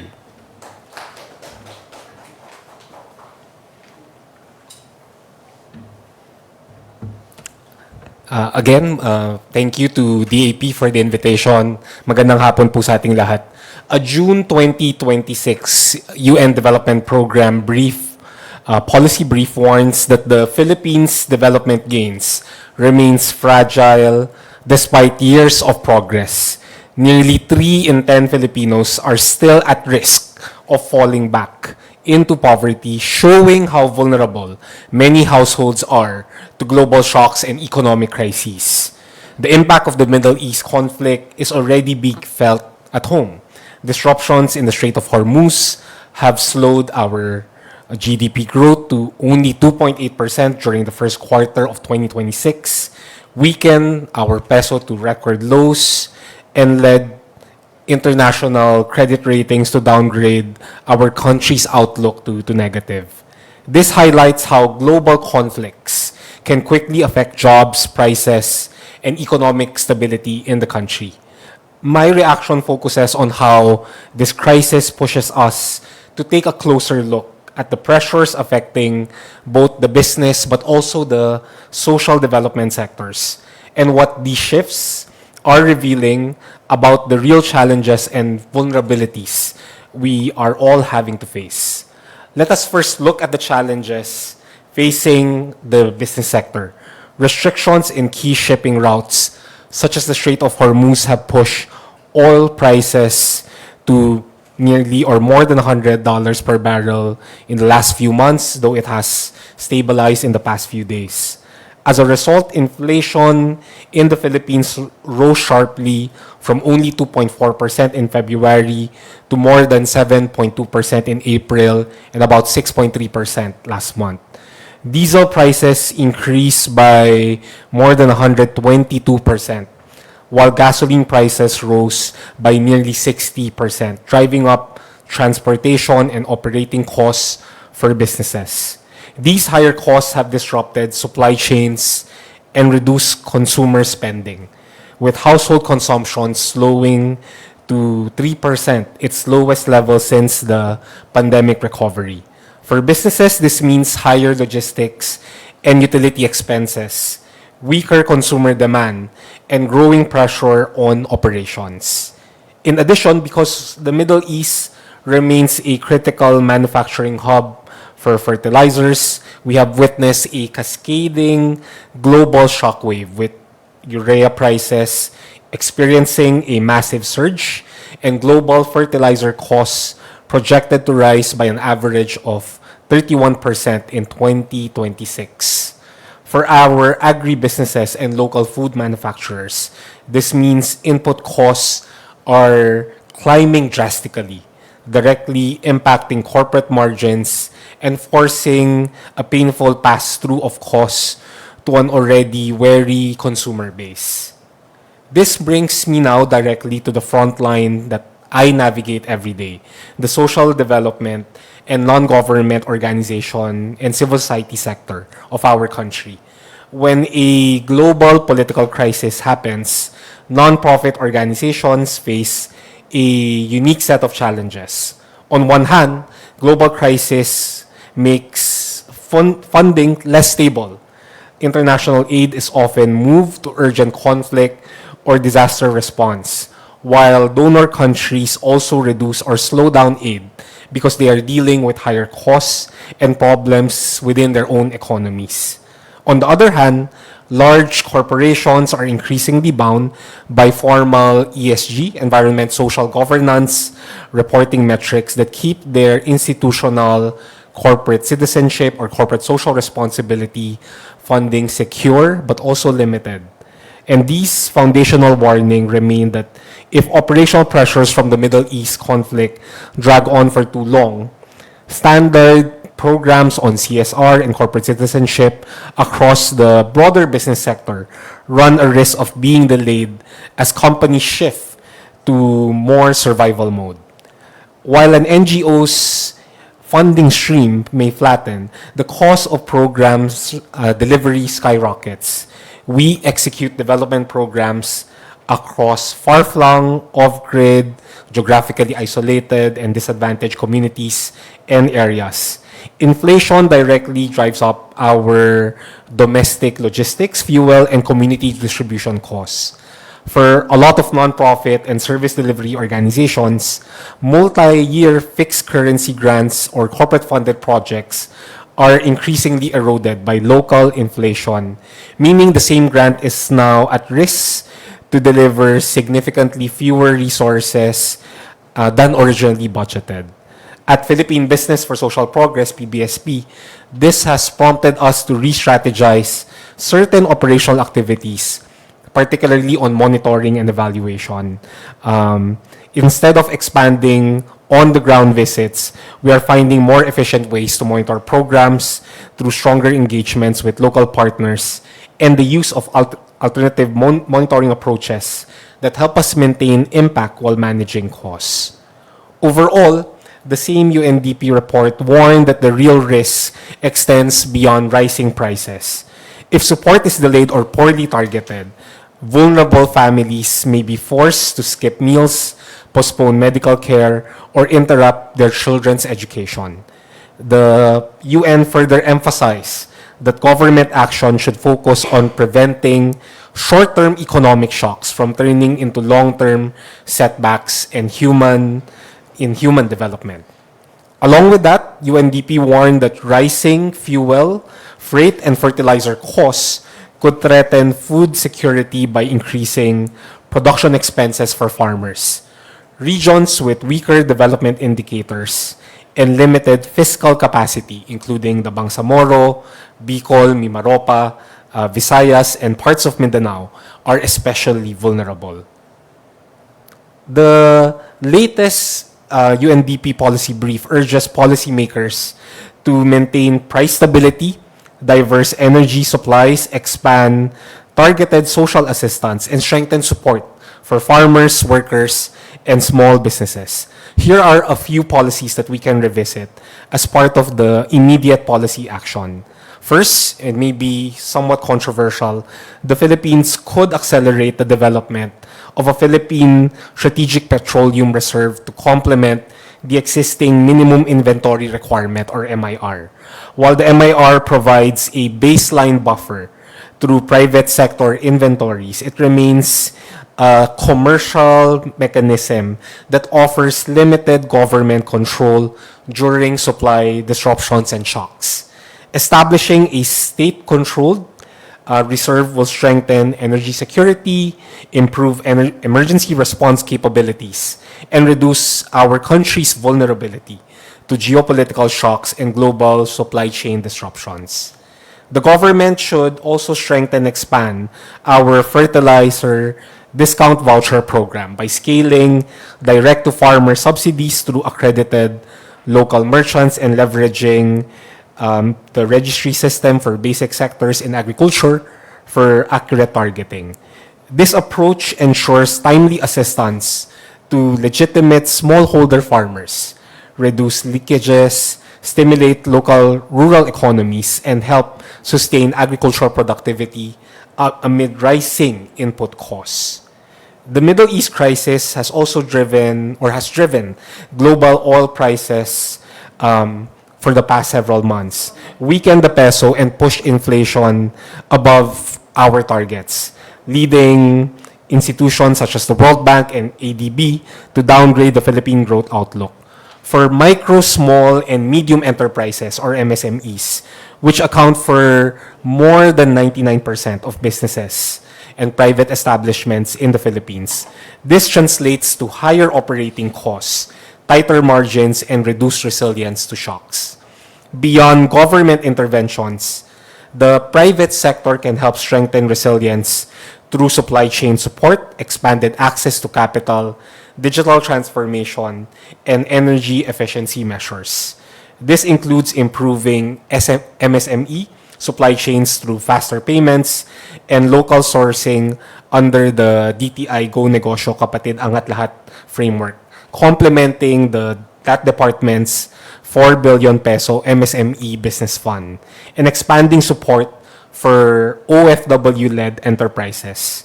Businesses can also accelerate digital adoption through affordable e-commerce, telecommunications, and logistics solutions, while adopting energy-efficient practices such as hybrid work arrangements to manage costs.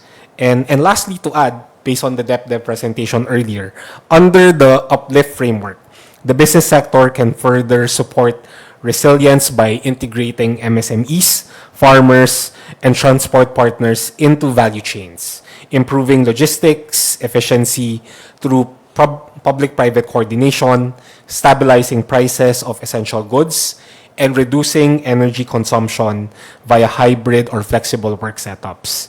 Meanwhile, the social development sectors through NGOs, civil society organizations, and even social enterprises can ensure targeted assistance that reaches vulnerable groups, strengthen community-based livelihoods and cooperatives, and promote initiatives such as urban farming, community gardens, and food banks to open food security and cushion the impact of rising prices. Zooming out, even before these shocks and even before the pandemic, the country was off track in meeting its Sustainable Development Goals commitment. That challenge has been further exacerbated by the pandemic and by the Ukraine and Middle East conflicts of the past 3 and 4 years. how the Philippines and our fellow Filipinos can get back on track remains a germane issue for not just the government, but especially businesses, everyday Filipinos, and civil society. We welcome this opportunity to unpack the crisis even further and chart a way forward for our country. Maraming salamat po. Magandang hapon.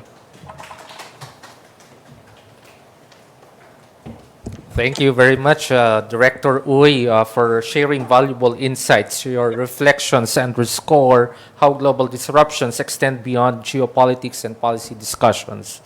They also shape economic activity, business decisions, development outcomes, and everyday realities of communities on the ground. Equally important, of course, is understanding how these same developments affect workers. To provide us with that perspective, it is my pleasure to introduce our next reactor. Attorney Jose Sonny G. Matula is a distinguished labor leader, lawyer, educator, and advocate for workers' rights. He currently serves as president of the Federation of Free Workers, one of the country's leading labor federations, and chairperson of the Nagkaisa Labor Coalition. With nearly 4 decades of involvement in the labor movement, he has championed workers' welfare, social justice, and inclusive development. A seasoned labor lawyer, he has represented Filipino workers in national and international policy forums, including the International Labor Conference in Geneva. He previously served as commissioner of the Social Security System representing workers and as executive director of the Presidential Anti-Graft Commission. He earned his law degree from Manuel L. Quezon University. Attorney Matula, the floor is yours.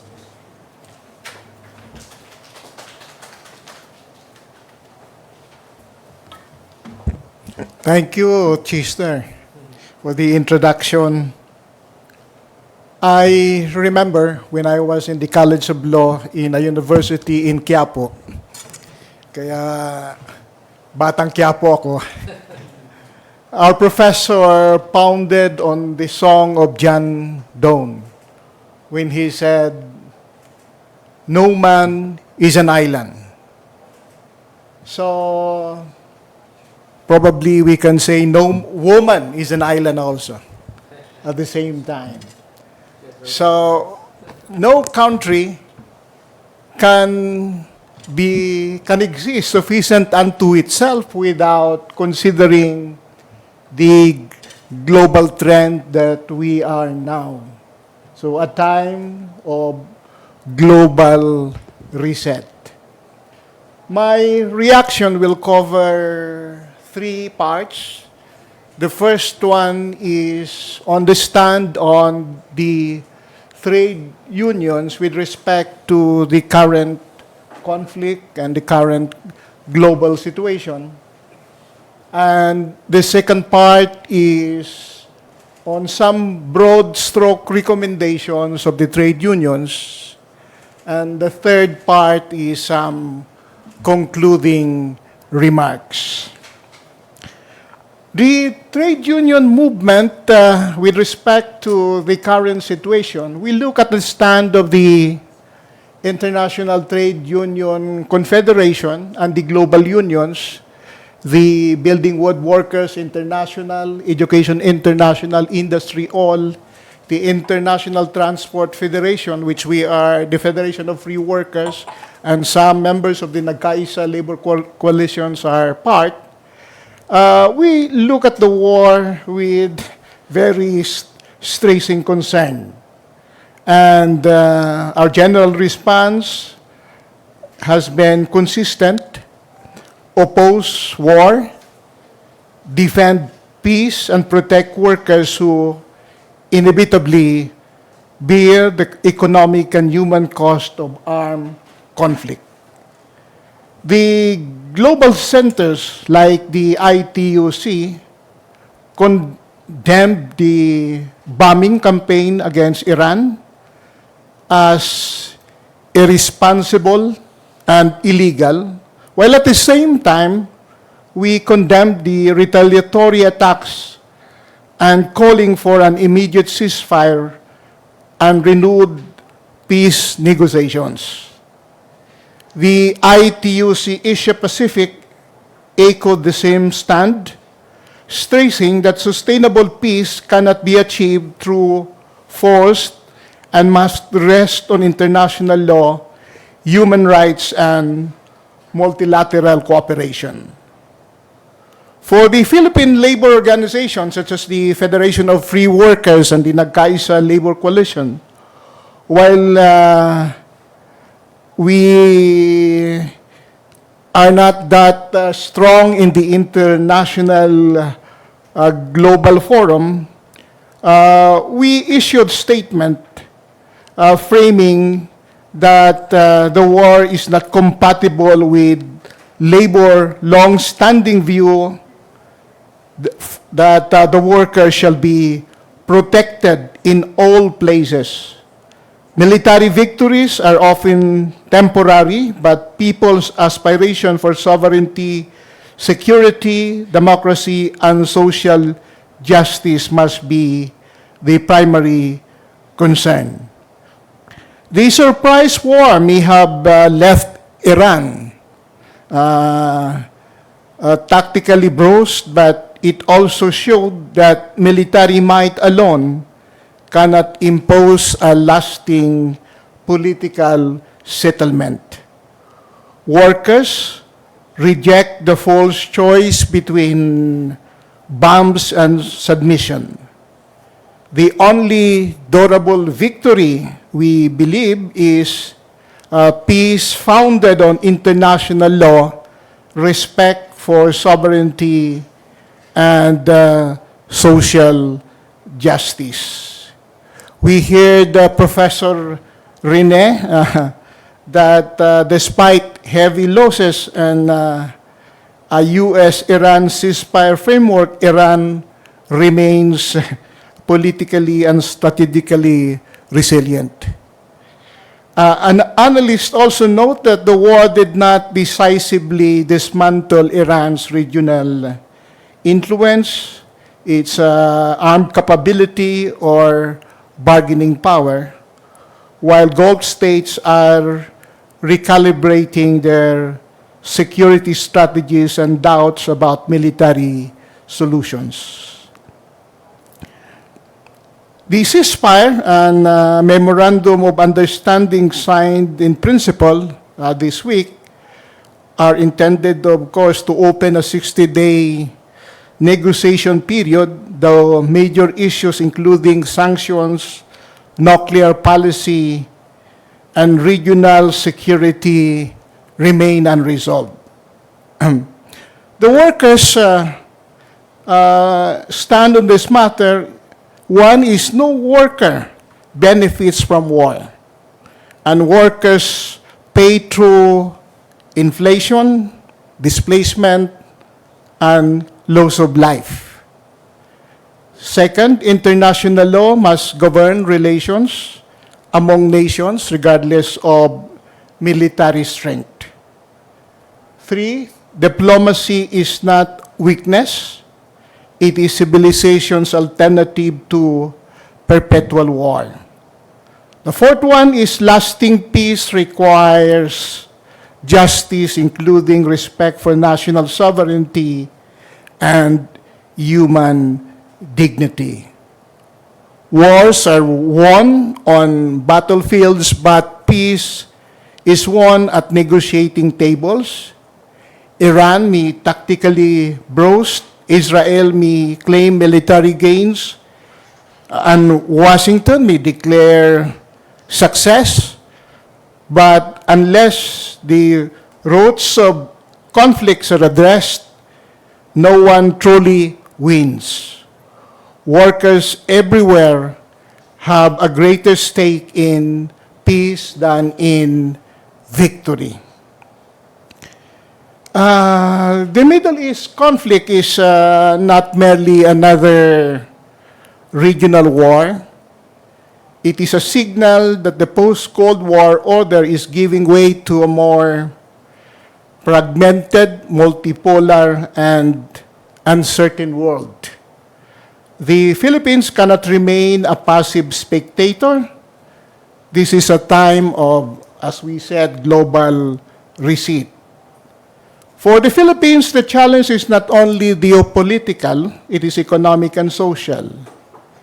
The country's imports, as we have seen earlier, is more than 90% of its oil requirements, or 98 ba? Making it extremely vulnerable to disruption in Middle East and the Strait of Hormuz. Every oil shock quickly translates into higher transport fares, food prices, electricity rates, and inflation. We, in the Nagkaisa Labor Coalition and the FFW, had some broad stroke recommendation. The first lesson is obvious. Energy security is national security. The Philippines must accelerate investment in renewable energy, as was presented earlier. So accelerate investment in solar, wind, and other renewable energy sources. We see that we are blessed with abundant sunlight, strong winds, and geothermal resources. So dependence on imported fossil fuels means importing inflation and vulnerability. So renewable energy is not only an environmental agenda, it is an economic strategic necessity. From consumption economy to production economy, for decades, the Philippine economy has relied heavily on consumption, remittances, and services. A world disrupted by wars and supply shocks demands a stronger domestic industrial base. So the country should revive manufacturing and agro industries. This is a very particular agenda of the workers' group in several discussions, because a number of our manufacturers already went to other countries and we lost jobs in the Philippines. Develop strategic industries such as semiconductors, electricity, vehicles, and pharmaceuticals. Strengthen food security through modern agriculture, build resilient supply chains with ASEAN. A nation that cannot produce essential goods remains hostage to events beyond its borders. The third one is, of course, we agree with strategic neutrality in a multipolar world. The Philippines must remain friends with all and enemies of none, as our good Assistant Secretary said earlier. The Middle East conflict demonstrates that great power rivalry often leaves smaller nations paying the price. The Philippines should uphold international law, defend its sovereign interest, and maintain constructive relations with the United States, China, Europe, and Middle East, and ASEAN. A strategic alliance, we admit, are important, but strategic autonomy is indispensable. The fourth one is, of course, to protect overseas Filipino workers. Hundreds and thousands of Filipinos work in the Middle East, as the good secretary and the other speaker had spoken earlier. We have about 2.4 million workers, and I think there are a number of undocumented, mga 3 million to 4 million pa ata kung ating susumahin. Their remittance sustain millions of families and contribute significantly to the economy. And we submit that a new strategy requires a stronger evacuation and contingency plan, portable social protection of OFWs, then the reintegration and employment programs at home, expanded domestic job creation, so migration becomes a choice but not a necessity. The last one is protect workers from imported inflation. Wars abroad should not become hunger at home. The government must caution workers and vulnerable sectors through, we agree, with the targeted fuel subsidies, but I think government can do more. The Congress had authorized the removal of, anong tawag noon? Excise tax sa LPG at saka sa kerosene. Pwede ba yung sa aming tingin ay kaya naman gawin ng gobyerno na isama yung other petroleum products sa aming tantiya. So, wage adjustment is also suggested to address inflation. Napakatagal na pong bumabagsak ang sahod ng mga manggagawang Pilipino at palagay ko ay kinakailangan ng konting injection, stimulus para umakyat yung sahod ng mga manggagawa. Kasi mula noong 1989 ay pababa yung ating sahod.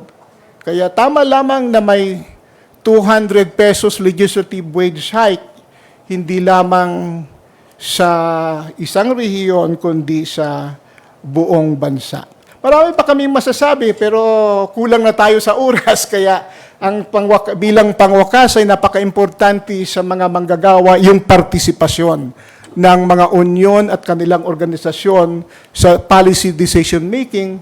The reason why we called on the Department of Labor and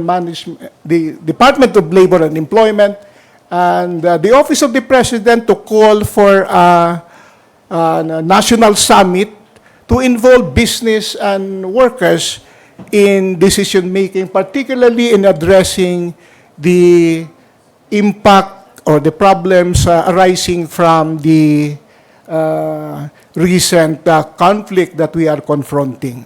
Dito na lang po at palagay ko naman na lahat tayo dito ay nangangarap na bukas ang mga mata at may pag-asa ang ating bayan. So I will paraphrase somebody who said that there are two kinds of men, and I may add, there are two kinds of dreamers, the dreamers of the day and the dreamers of the night.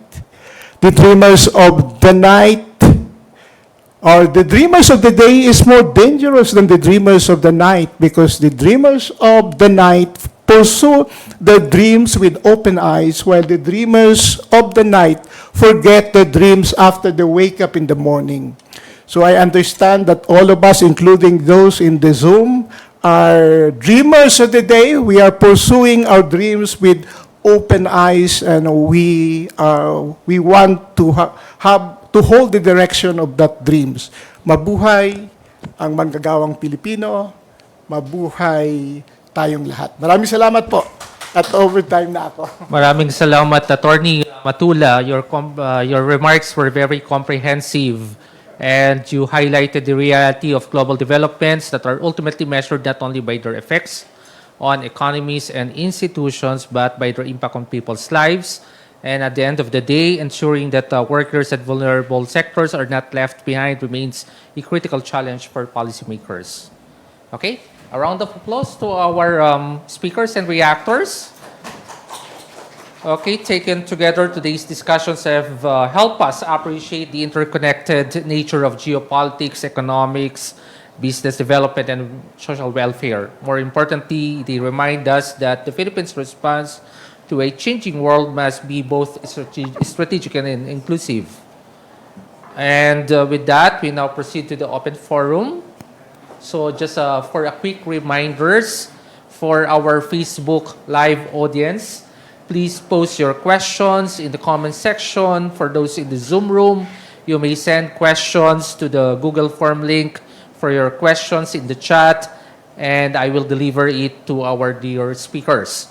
Later, once we have accommodated your questions from the form, We will accept questions live from the audience. Simply click the raise hand button and wait for to be recognized. We ask, of course, that once you are acknowledged, kindly turn on your video and audio, introduce yourself with your name and institution, then proceed with your question. Okay, I'll shoot the first question since I'm the moderator. I'd like to direct these questions to Professor De Castro and Asek Cancio online. What does this conflict reveal about the Philippines' structural vulnerabilities across governance, economy, and security? Well, number one, in terms, of course, of the fact that we cannot really, we're so focused domestically with our issues here. So how can we basically calculate what's happening abroad if we are simply focused on domestic matters, domestic issues? We have to develop our capability to look outside. Of course, we should not, the point here is we should not be distracted by political domestic instability as what we're witnessing recently.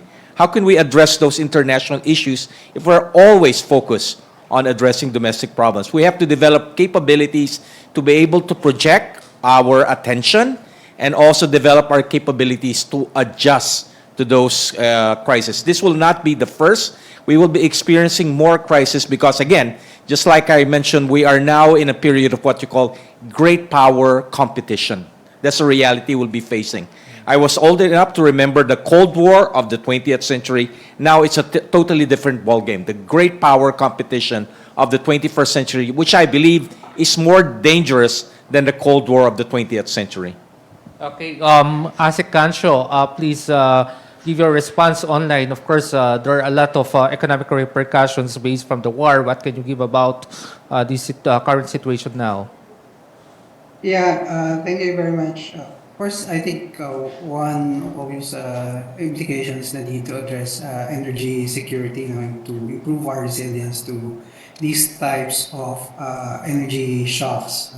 A lot of the previous speakers talked about, for instance, moving to other, transitioning to other sources of energy, including renewable energy.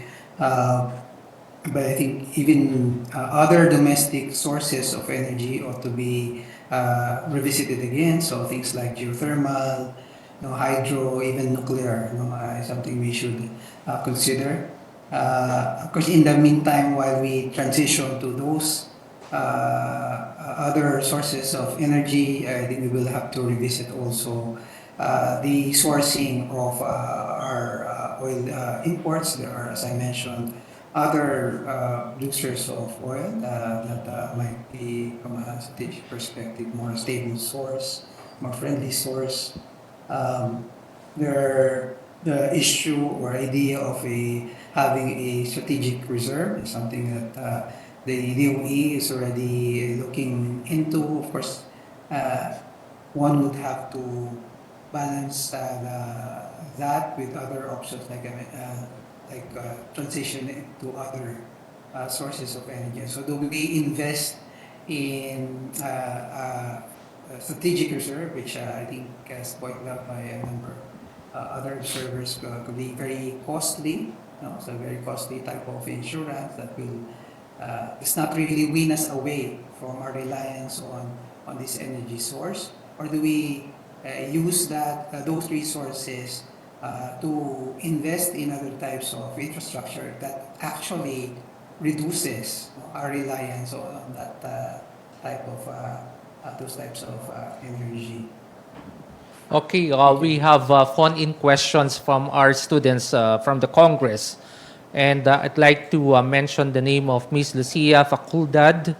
And she wants that Asek Usudan will answer her question. Let me read her question. Given that diplomacy has historically been effective means of managing international disputes, is it necessary for our country to adopt a more progressive or aggressive stance against the or maybe the giant country neighbor, considering the potential human and economic costs of armed conflict? Would diplomatic engagement remain the more practical approach? As I've said, we are promoting an independent foreign policy. We are concentrated on our core interest for the Philippines, and that is sovereignty, security, OFWs, and of course our economic diplomacy. At this point, and we have proven that we have to be, we have to calibrate our actions into what is more beneficial to the Philippines. The Foreign Service and the foreign policy of the government would always look into what is beneficial to the Philippines, and that is our marching orders when we go outside. I don't think aggressive and combative foreign policy would work for us at this point. So we call on we are not neutral in all aspects, but we chose to be neutral at this conflict because it involves a lot of OFWs, a lot of interest. As I've said, we made a stand on the Palestinian-Israel conflict. We support the two-state solution. And also in the welfare of the seafarers, we promote that amidst the conflict. So at this point, I think a strategic and calibrated foreign policy works for us. Excellent, Thank you. excellent. I have to mention also that the DFA made a master's class diplomacy for the passage of our vessels in the Strait of Hormuz during the peak of the conflict. Anonymous question for Attorney Matula and Director Uy. Many countries are speaking about resilience, but resilience for whom? How do we ensure that the burden of adaptation is shared fairly among government, businesses, and workers? So who wants to go first? Magandang tanong yun, no? Kaya napaka-importante yung dapat nakadikit yung mga manggagawa at nakakausap yung gobyerno. The reason why we have been asking government to discuss with labor the issues concerning labor para at least makita ng gobyerno kung saan at kung kanino papabor ang benepisyo na dapat gagawin ng gobyerno.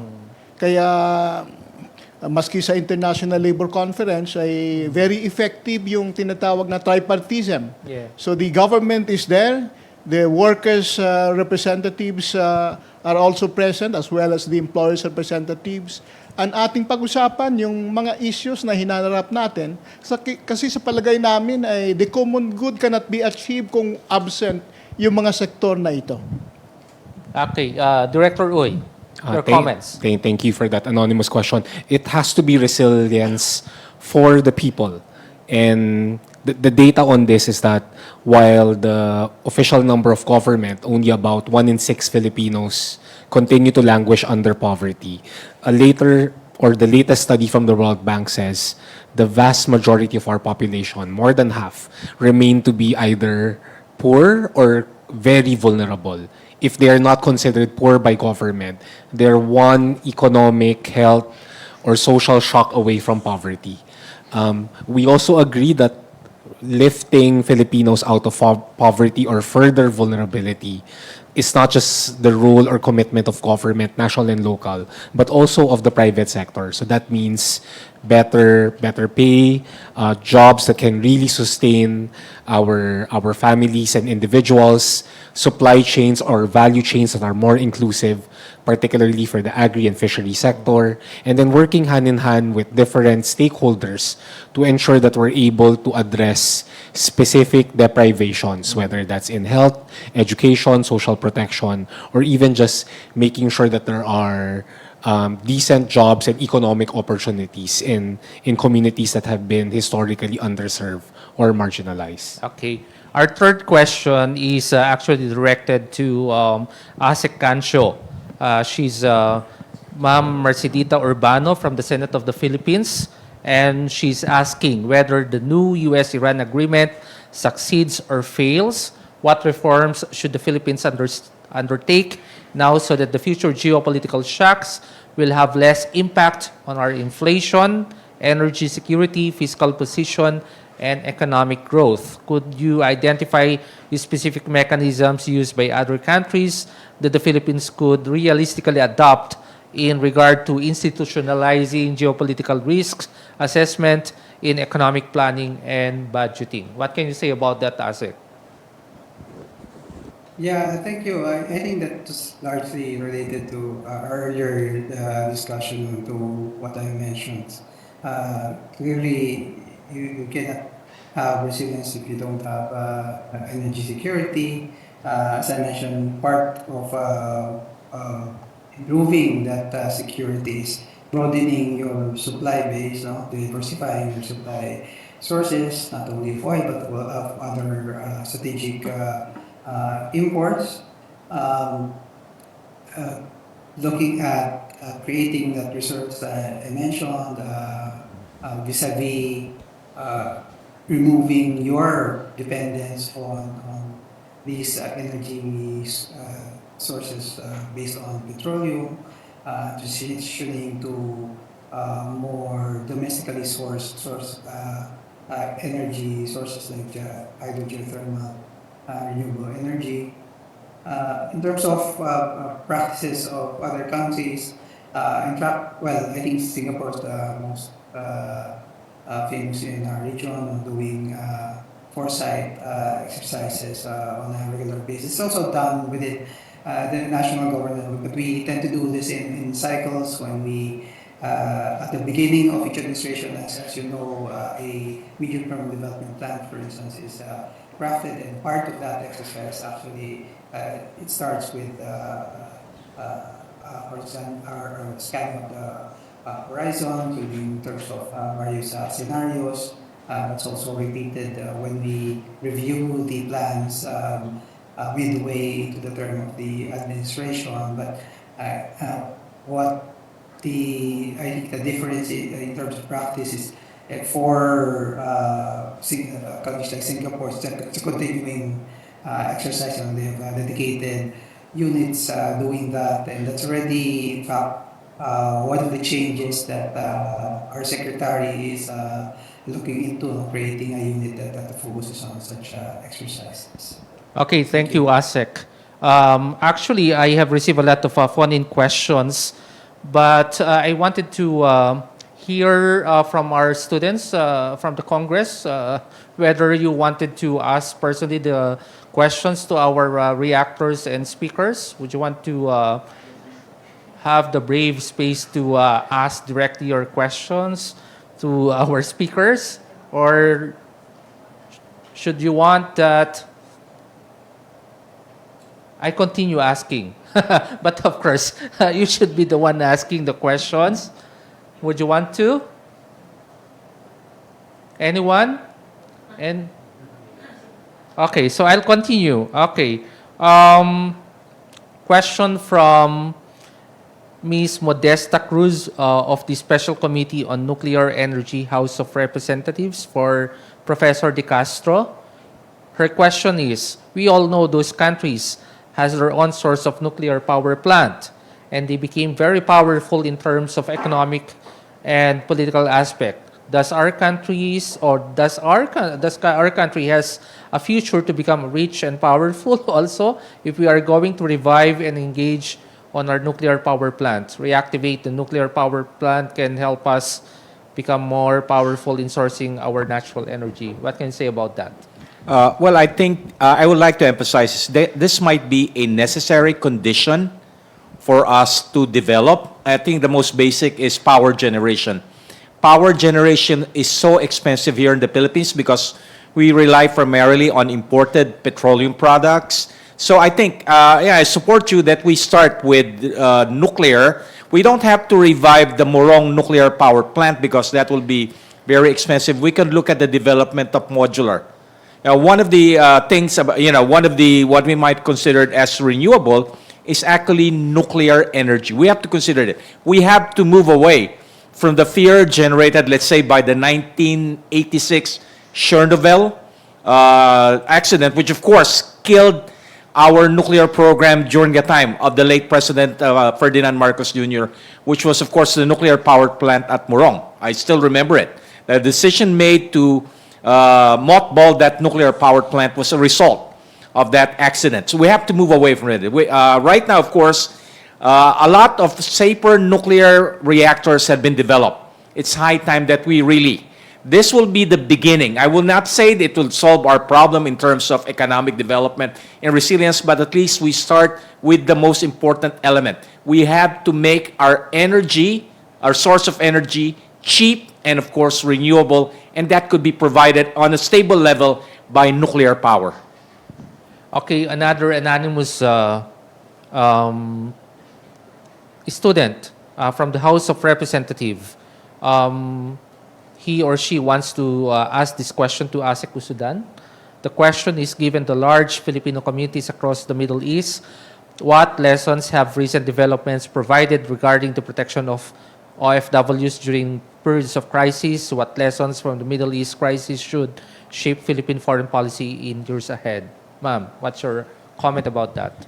The number one realization is that a whole of government approach should be implemented. The reason why we did not have much problem despite the huge impact of the Middle East conflict in terms of OFWs is because the DMW, the MW, the OWA, the DFA are working together from the very start upon the instruction of the President. If you would notice, we always rely on the alert levels. Yeah. So right after the attack on February 28, everybody was expecting for the raising of the alert levels. And some have questioned the DFA why we did not raise alert level 1 to 3 or 4. The reason why is because the immediate need is to repatriate. Any Filipino who wants to go home, whether they are in an area that is alert level 1, alert level 2, or alert level 3. If we declare alert level 3, there will be restrictions in the movement of workers. Vacationing workers cannot return to that country. And also, there is a risk of them being stranded in the Philippines. So this unique conflict entails unique response. So we found out that we have to revise this kind of alert levels and immediately give assistance to the Filipinos without needing to be restricted by the alert level 3, which is voluntary repatriation, and alert level 4. So that's one. And secondly, the communication between the Filipinos and the foreign service embassies and consulates are very important because we are able to reach them, know what they want, and we are able to put them away from harm's Okay. Lots of way. lessons learned that we need to articulate to the public, right? And another anonymous attendee from the Senate of the Philippines. This is addressed to Director Uy and Attorney Matula. How can businesses and civil society? I already asked this question. Maybe that's for Attorney Matula. There's a question here. How can labor organizations work with government and the private sector to ensure that workers' rights, fair wages, and job security are protected during periods of global economic uncertainty? In the last International Labor Conference, the Philippines was examined with respect to its compliance with ILO Convention 98. And one of the findings is that labor organizations and the coverage of collective bargaining in the Philippines is very small. Of the 50 million workforce, we have only about 307,778 workers covered by collective bargaining agreements. So less than 1% of the workforce are covered. And when you look at the salaried workers, it's almost 1.4% of the salaried workers. So kulang na kulang talaga yung partisipasyon ng manggagawa sa decision making. The reason why may mga rekomendasyon yung Committee on Application of Standards. One is to examine the law on freedom of association in the Philippines, as well as the labor code, particularly on recognition of unions, as well as unions in the public sectors, because there is inadequacy of law with respect to public union organizings. ILO Convention 151, which the Senate ratified 9 years ago, in 2017, wala pang, at least hindi pa inalign yung Philippine law doon sa ILO 157. So yun yung mga urgent concern pag-reform ng labor code so that workers can effectively participate in decision making. Decision making not only in the national level but also in the plant level, in the local government units, in the national government units, in the colleges and universities. Thank you, Attorney Matula. I'm quite sure our students are jotting down some of the insights that you provided for us. There's a question for former ASEC Uy. This is from Ms. Elden Valencia of the House of Representatives. How can the private sector balance business growth with social responsibility in helping vulnerable communities cope with the economic effects of the Middle East conflict and the geopolitical uncertainties?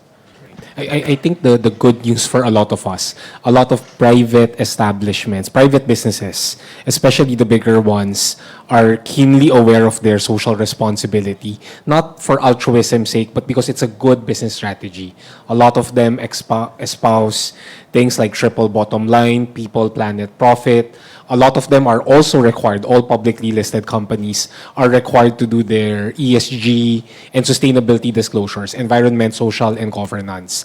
I think the SEC is also now exploring making ESG disclosure, if not mandatory, highly encouraged for even non-public listed corporations. I think the bigger challenge for all of us, and I'm sure our friends in the legislative branch are keenly aware of this, out of more than 1.1 million businesses in the country, only less than 5,000 are large enterprises. The rest are micro, small, or medium.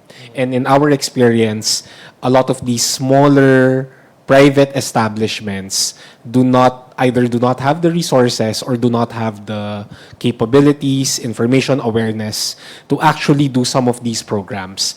I think the challenge, but also the opportunity for a lot of us, whether you're in government or private sector or in various movements for social protection and social justice, it's how can we work with where the businesses currently are, especially micro or small, make sure that they not only adhere to regulatory requirements, but they do put the welfare of their people and their customers front and center, and build more inclusive and more progressive systems for their respective talent and human resources. Thank you, ASEC Uy. I'd like again to open the floor for live questions to our audience. Our students from the legislative branch, would you want to ask questions to our speakers and reactors? Okay, if none, they're a little bit shy. Okay. Okay, let me read the question for Dr. De Castro from the Special Committee on Nuclear Energy, House of Representatives. The question goes like this. You have mentioned that the government identified suggested solutions such as ensuring electricity supply and keeping power costs stable. What is the suggested way and concrete measures when you suggested off-grid fuel support? What is the effective way that we consumers sees the government is at hand on this situation? Well, I already gave the advice. We start with nuclear. We don't need to restart the nuclear power plant at Morong. We could start with modular. That's basically my suggestion. Let's start. We go into nuclear power. It's high time. We probably might be the first country in ASEAN that might go nuclear. You know, the issue that has been raised is energy. Of course, we have renewables like solar, like geothermal, but it has been proven it's not that stable. What is stable and clean is the one generated by nuclear power. So that's my 10-cent worth of advice. You start with power generation. We start with modular nuclear reactors. Okay, so we have to take note of that SMR, small modular reactors. Okay, another question. This is for Asek Usudan. The question asked by Ms. Geraldine Nadella of HREP.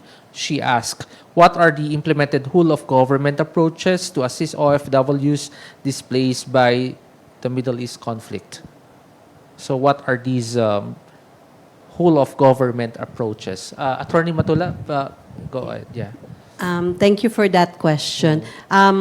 We know for a fact that DMW, through OWA, have different projects and services available to OFWs displaced.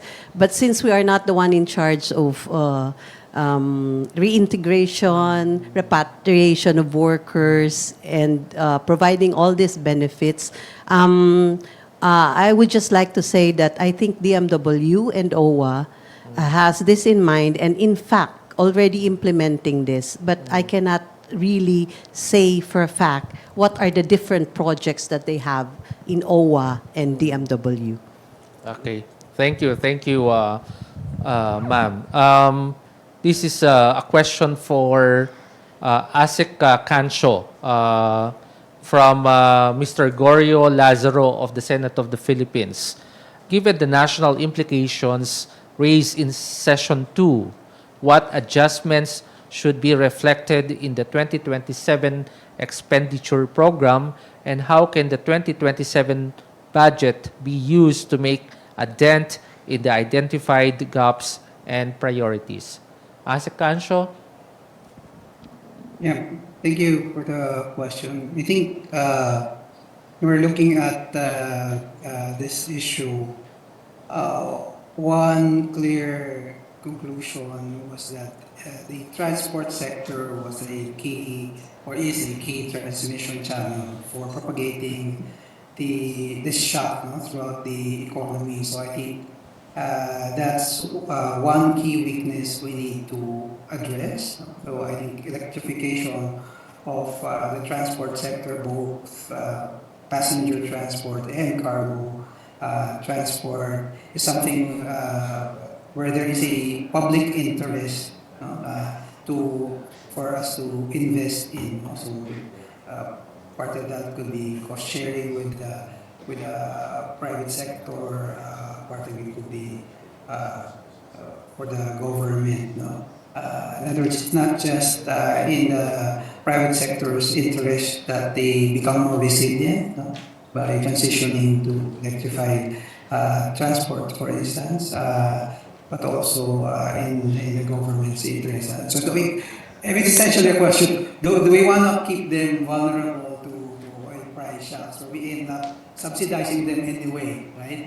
When these shocks arrive, or do we put that into a more productive type of investment that insulates them actually? So things like, helping them transition to electrified vehicles, providing the charging infrastructure so that actually works, helping finance that transition to electrification. Thank you.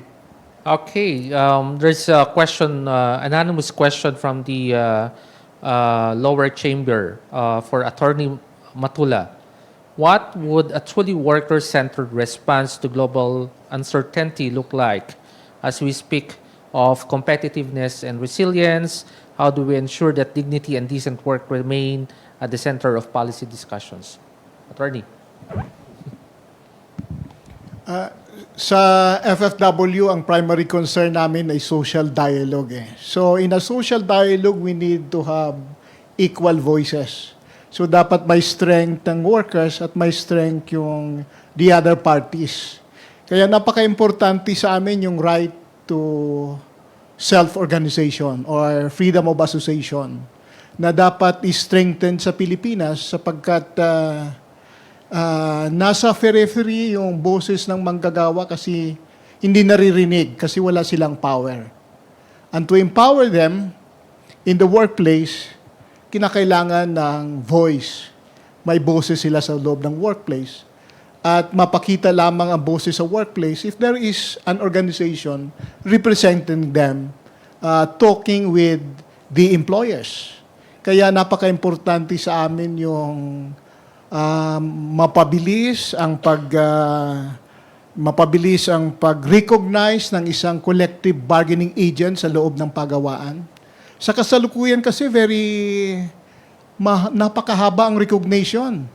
Kung mabasa mo sa jurisprudence, mayroong nagpa-recognize lang a certified bargaining agent ng workers. It took about 13 years, 14 years dahil sa legal intramural, so hanggang Korte Suprema.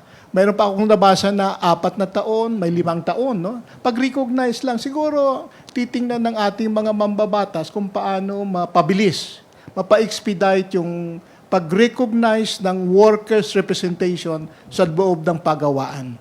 Napaka-importante yan para at least maging resilient ang ating mga manggagawa at makuha nila ang kanilang share na ginagarantihan naman ng ating konstitusyon sa fruits of production na ginagawa nila. Okay, maraming salamat, Attorney Matula. I'm encouraging again our participants, students, to please voice out. Oh, someone is raising her hand. Yes, you are recognized, Ms. Mercedita Urbano. Go ahead, ma'am. Good afternoon.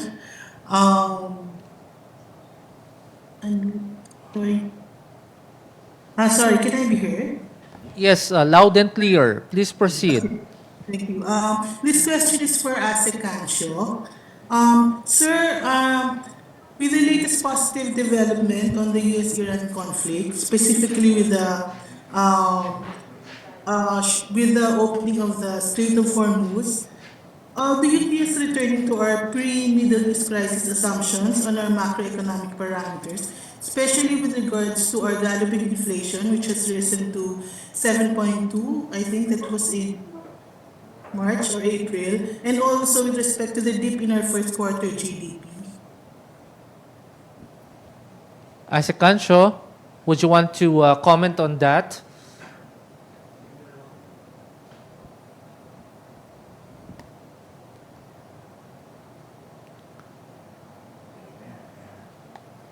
Were you able to capture the question, Asecancio?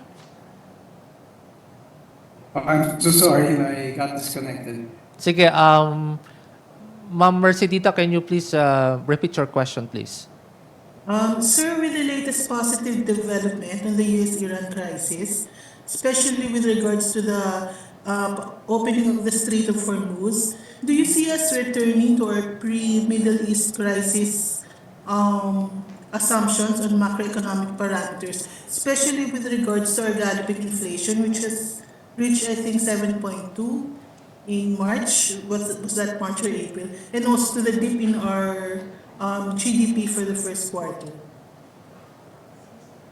Thank you for the question. I think one basic assumption there is really with respect to oil prices, and the consensus really is that you're not going to see an immediate return to the pre-war levels of oil prices simply because the fundamentals have really changed. The conflict has ended up destroying a number of oil-related infrastructure. Apart from just disrupting them, there's actually supply that's been lost, basically. So it's not just a matter of restarting. So even for those that have not been destroyed, I understand it takes quite a while, to restart them. It's not like just flipping a switch and they're fine. Some of the facilities, for instance, I think for LNG, I think it's in Qatar, will take years apparently to fix. And so in some parts of the market, this will linger for years. Of course, there can also be a supply response from other producers, especially for those parts where the disruption is going to be much more protracted. There's going to be opportunities for other suppliers to come in and fill in the gap. So I think there clearly you're not going to be able to just make the same assumptions. We've also already suffered from the effects of this, so we already have 1 quarter that's been quite weak. There are other shocks that we are yet to fully resolve, including those emanating from the crisis from the flood control controversy, and also it's something I think we expect hopefully will be resolved within the year. But I think as I showed you earlier, the consensus is that it's going to be a weaker year than the previous year before we start seeing better numbers next year. Okay, are you satisfied with the response, Ms. Urbano? Yes, thank you, sir. Okay, that means that we have to brace ourselves for that new normal, no? Everything would be so high with the petroleum prices. Okay, any brave soul who wants to ask questions to our speakers and reactors, please do so. If none, then I still have 3 questions here. One is for Director Uy. So the question is, how can businesses and civil society contribute to strengthening national resilience alongside the government efforts? Or did I ask this already? I asked this already. Okay. Sorry for that. Maybe for Asik Usdan, there's a question here. Diplomacy is often judged by what prevents rather than what it achieves. Diplomacy is often judged by what it prevents rather than what it achieves. In moments like these, how do we measure successful diplomacy? The microphone, please. Yeah. I think in this present situation, diplomacy is measured by what we were able to achieve. We see so many actions in the international arena, and our core goal is to promote Philippine interest. So if it works for the Philippines and we are able to improve the situation for the Philippines by conducting collaboration, cooperation with other countries, then I think that is an achievement. As you can see, we were able to carefully navigate this conflict by being able to strongly support our relationship with all the players, US, Iran, the Gulf states. So anytime we need something from them, we can ask. So I think that could be a gauge also of effectively implementing foreign policy. Yeah, I do agree with that. We see the volatility of our foreign relations for our national interests. Remember that recently our president talked the matters with Russia, no? Recently, just to. Yeah, he's in Kazan right now doing some business for us. Now, the last question, no, last two. I'm sorry. The last question is. For you, Director Uy, how can the Philippine business community transform global challenges such as supply chain disruptions and inflation, into opportunities for sustainable and inclusive development?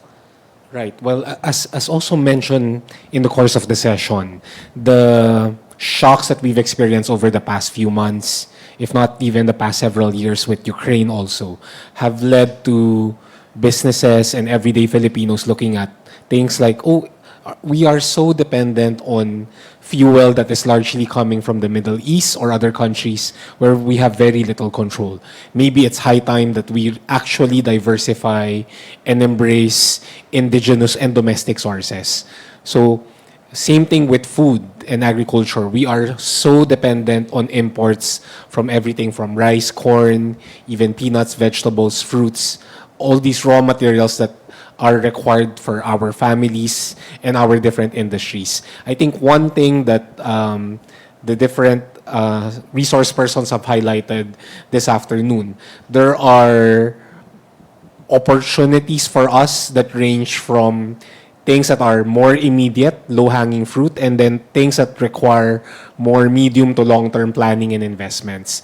I think for both private businesses and also development actors, whether in government or outside, the challenge for all of us is to figure out which ones we have to deploy as soon as possible, given the immediacy and urgency of the crisis. And then which ones, once the crisis does abate a bit or we establish a new normal, we cannot lose sight of the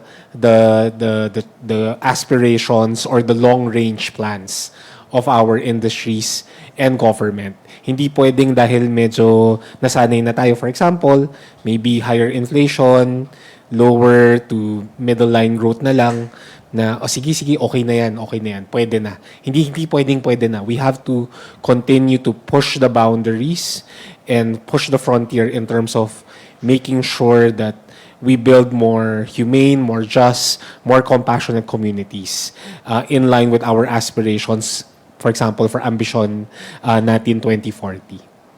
All right, so we heard a lot of low-hanging fruits there on food and energy security that all boils down to human security. Okay, let's give a round of applause to our speakers and reactors. Very good. Those were very interesting exchange of ideas. Listening to the discussion, I think we did a very good job in identifying many of the challenges before us, from economic exposure to security concerns to the broader questions of governance and national preparedness. And we've tackled ways forward as well. So this has definitely been a very insightful and thought-provoking Q&A. Unfortunately, this is all the time that we have, and we have to conclude from here. Now, maybe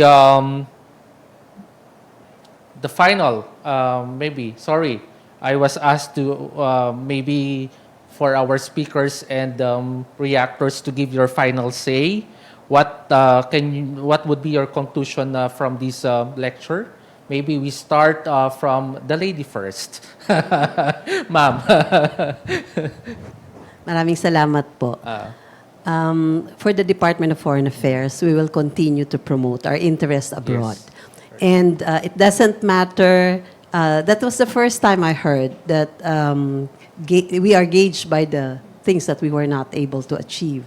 Because in the Department of Foreign Affairs, what we are able to achieve is the gauge of our success. So we always have this in mind. So in any negotiation, in any collaboration, we would always have the interest of the Philippines first and foremost. And we always believe that, proven by this Middle East crisis, being friend to all and an enemy to none makes things easier for us to achieve whatever we want for the Philippines. We have gone through a very difficult balancing act. I just cannot elaborate at this forum. But rest assured, your Department of Foreign Affairs has the interest of the Filipino people and the country at heart. Well said, Asika Usadan. Thank you very much. Now, of course, Attorney Matula, what can you say for your concluding remarks? Okay, so we cannot really isolate ourselves from the global village that we are in now. In the trade union movement, we are trying to make to improve life in the country. So we have solidarity with international trade union organizations, with other countries' trade unions. In the last time, we have some discussion with the South Koreans, and the South Koreans have a very good nuclear program, particularly the production of small modular reactors. Napaka-importante nito sapagkat napakamahal po ng presyo ng power sa ating bansa na siyang nagpapaalis dito ng mga manufacturing companies. Kaya yung trade union hindi nag-o-object doon sa safe na mga nuclear, small modular nuclear reactors. No? Of course na yung ating mga indigenous RE ay napaka-importante din na i-develop, pero kami ay walang objection doon sa paggamit ng small modular reactors para sa ating industriya. Maraming salamat, Attorney Matula. As I say, our OFWs would always be our soft and hard powers. No? Lagi nandyan sila, and we do a lot of successes because of them. Okay, Professor De Castro, your comments. I would like to go back to the point that after this, we have the agreement, the memorandum of understanding been signed. Probably you'll have the opening of the Strait of Hormuz. You'll have money flowing into Iran. But I don't think it will be the same world. Now, the world has changed. Every time you have a conflict like this, it transforms something. And just like I pointed out, the world would be a totally different place after, of course, this conflict. And my point is the fact that this will not be the first and the last conflict this, we will be confronting in this day and age. Some people have said that, in fact, this crisis has been worse than the crisis we experienced during the 1973 Yom Kippur War, which, of course, really upset the apple cart during that time, going back, which started, of course, our policy of sending workers abroad. It began in the aftermath of the 1973 Yom Kippur War. So again, I'm going back, looking into the future. This will not be the first and the last. In fact, my fear is the fact that the next crisis might be closer to us. The fault line, in fact, is here in what we call the Indo-Pacific region in the first island chain. So what we really need is really enhancing our capability, number one, to foresee possible crisis that might be happening. But of course, this is easier said than done because right now we are simply blinded by what I call the fog of temporary peace or truce. After, of course, the memorandum of understanding. There'll be more. And next, of course, in fact, aside from developing the capability to possibly foresee future crises despite the fog of peace, is we have to develop national resilience. National resilience starts with national unity. We cannot act as a nation with resilience if we are a house divided. So that's a point. The starting point. It's what our president mentioned is national unity. All right. So really, in a fragmented world, we will see a lot of transitions, and the world will be dim. But we need national interest, national unity, and that's all. Okay. Yeah. Of course. Asek, I'll repeat what Professor Rene mentioned earlier. In a global game of chess, we're no longer pawns. The Philippines is no longer a poor country. Ours is no longer a poor government as well. But despite the vast development we've seen over the past several years and decades, our human development outcomes remain so challenged. We have an education crisis, education and learning crisis. We have a nutrition crisis. Yesterday, government announced that under age 5 stunting rose to more than 25.3% from 23.6% 3 years ago. The first jump in a decade of our under age 5 stunting. Our indicators on social protection remain very challenged, even when we compare ourselves to similar middle-income economies in the region and throughout the world. So the question for all of us, whether policymakers, community actors, or even private businesses, what should we do differently to ensure better outcomes for Filipinos, especially those at the margins of our communities? And the overarching message from all of us is we have to invest and build on resilience. We have to look at where the vulnerabilities are most pronounced and address them at the source. Only then can we really have communities, individuals, and families that are more prepared and more resilient to shocks, such as the one that we're experiencing today. But despite that, we have transformed not as a pawn, but as a bishop or a horse. Maybe let's achieve to become the queen. Okay, but not, the last but not the least, let's listen to Asek Kancho. Thank you for giving me the floor.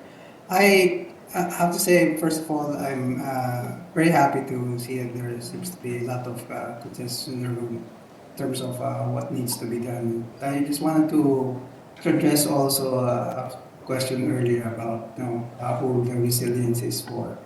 I'd like to point out that when we make the economy resilient, it's not for the sake of just making the economy resilient. There's a recently published report by the World Bank that shows that in fact it is the sustained, strong, consistent growth that we've been experiencing for the last 2 decades or so prior to the pandemic that has led to a very strong, very inclusive growth and strong reduction in poverty, not just in certain pockets but all across the country.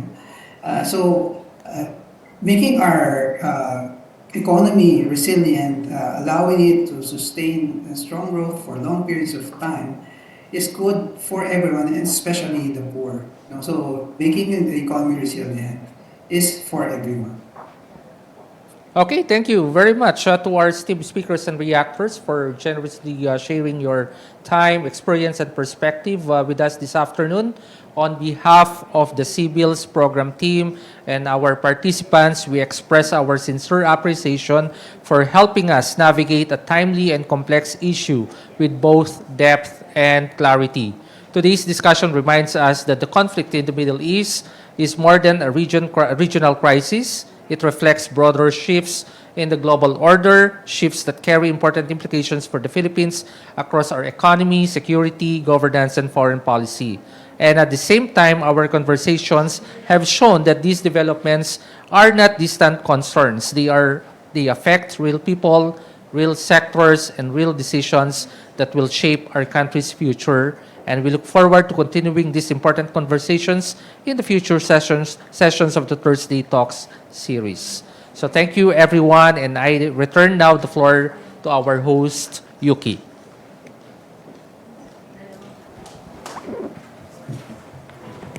All right, thank you, Dr. Chester, for guiding us through today's insightful discussions and exchange of ideas. Before we proceed to the synthesis, we have a short activity for our participants, just so we can hear from all of you one more time. For our on-site and Zoom participants, you may scan the QR code flashed on the screen. For our viewers joining us via Facebook Live, you may share your responses in the comment section. So now we invite everyone to reflect on this afternoon's discussion and answer the following question. If you were making the Philippines' next move on the global chessboard, what would it be? Again, if you were making the Philippines' next move on the global chessboard, what would it be? We will give you a few moments to reflect and submit your responses. As they come in, the program team will display them on the screen in real time. I believe you can also upvote and react to the answers that resonate with you. So let's just wait for the answers to come in.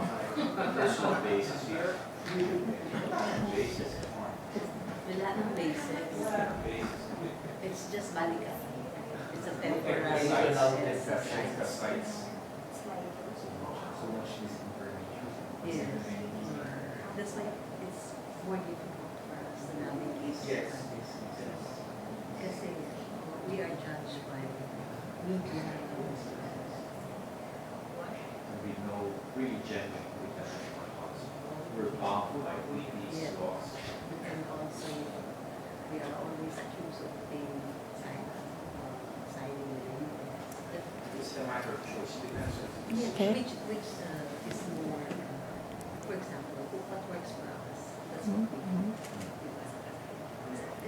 Okay, so I'm seeing answers pertaining to renewable energy. There are also people who are saying that we should be more resilient as a nation, and then elect leaders who understand national and international security. What else? Be more of a peacekeeper in conflicts, protect OFWs, make national budget work to absorb the shock, and ensure productivity growth. All right, energy security through nuclear energy is national security. All right, I think those are all very interesting answers. We're gonna look at all of those in a bit. Thank you everyone for sending in your responses. Now to provide his synthesis of today's discussion and help us bring together the key themes and insights that emerged throughout the afternoon, maybe once again call on our moderator, Dr. Chester Cabalsa. Dr. Chester, the floor is yours. Thank you, Yuki. Thank you for giving me this short time to give my synthesis. We heard a lot of great insights already from our speakers and reactors. Let me just give you the lessons learned. President Trump signed the peace agreement in Versailles in France. So you know the historical significance of that. Maybe just the 5 lessons learned that I would like to share with you. One is the asymmetry of warfare. That can neutralize high-cost supremacy. So what did we learn from here? High-tech militaries face major strategic limits. We also saw that modern defense requires mass producible ammunition. Secondly, targeting leaders do not collapse resilient regimes. We have seen that ideological regimes built on decades.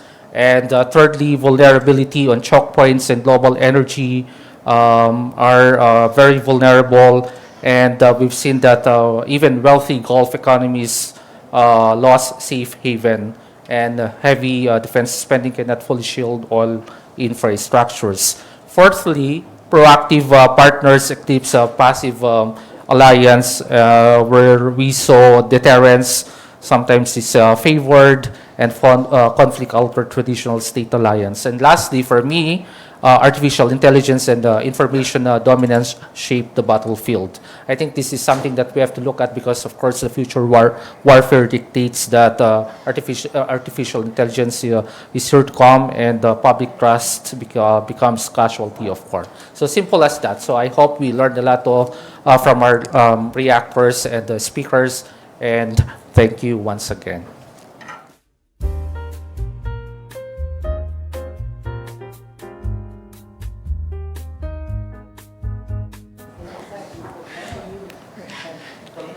Thank you, Dr. Chester, for your synthesis of today's discussion. This afternoon, we were reminded that events unfolding beyond our shores can have far-reaching consequences here at home. From geopolitical tensions and economic disruptions to questions of diplomacy, resilience, and national strategy, today's conversation underscored just how interconnected our world has become.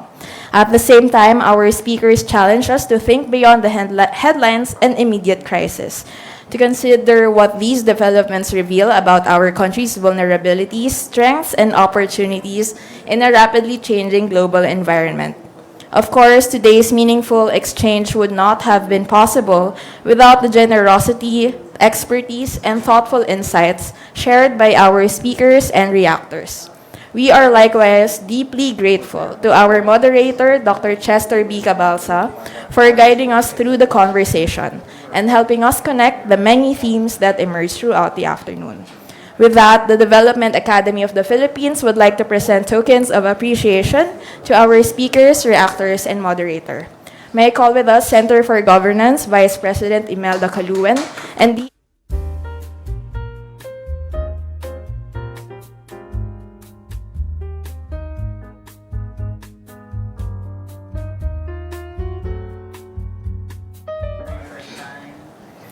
next.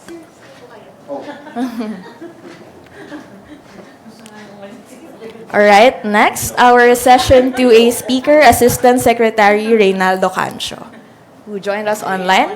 And then our Session 2B speaker, Assistant Secretary Jerminia Aguilar Usudan.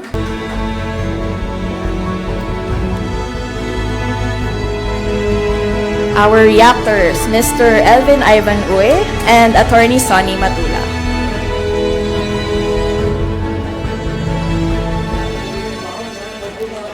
And of course, our moderator, Dr. Chester B. Cabalsa.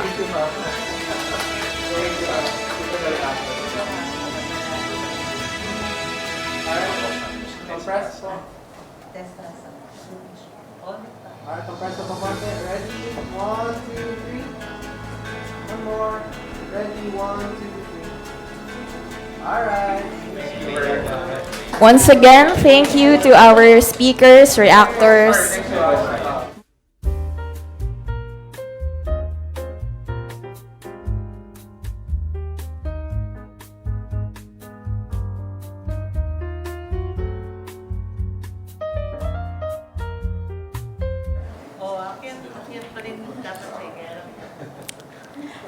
Okay.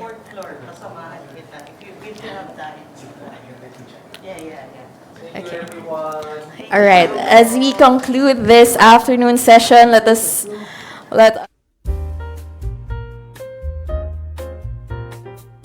participants. Yeah. Kindly open your camera.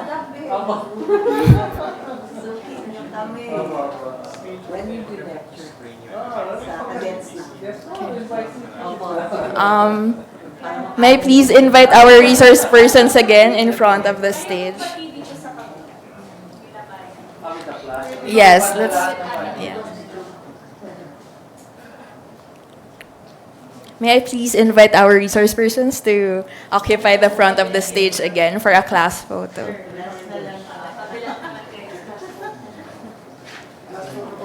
Yes. Left side na lang po ng stage. Thank you.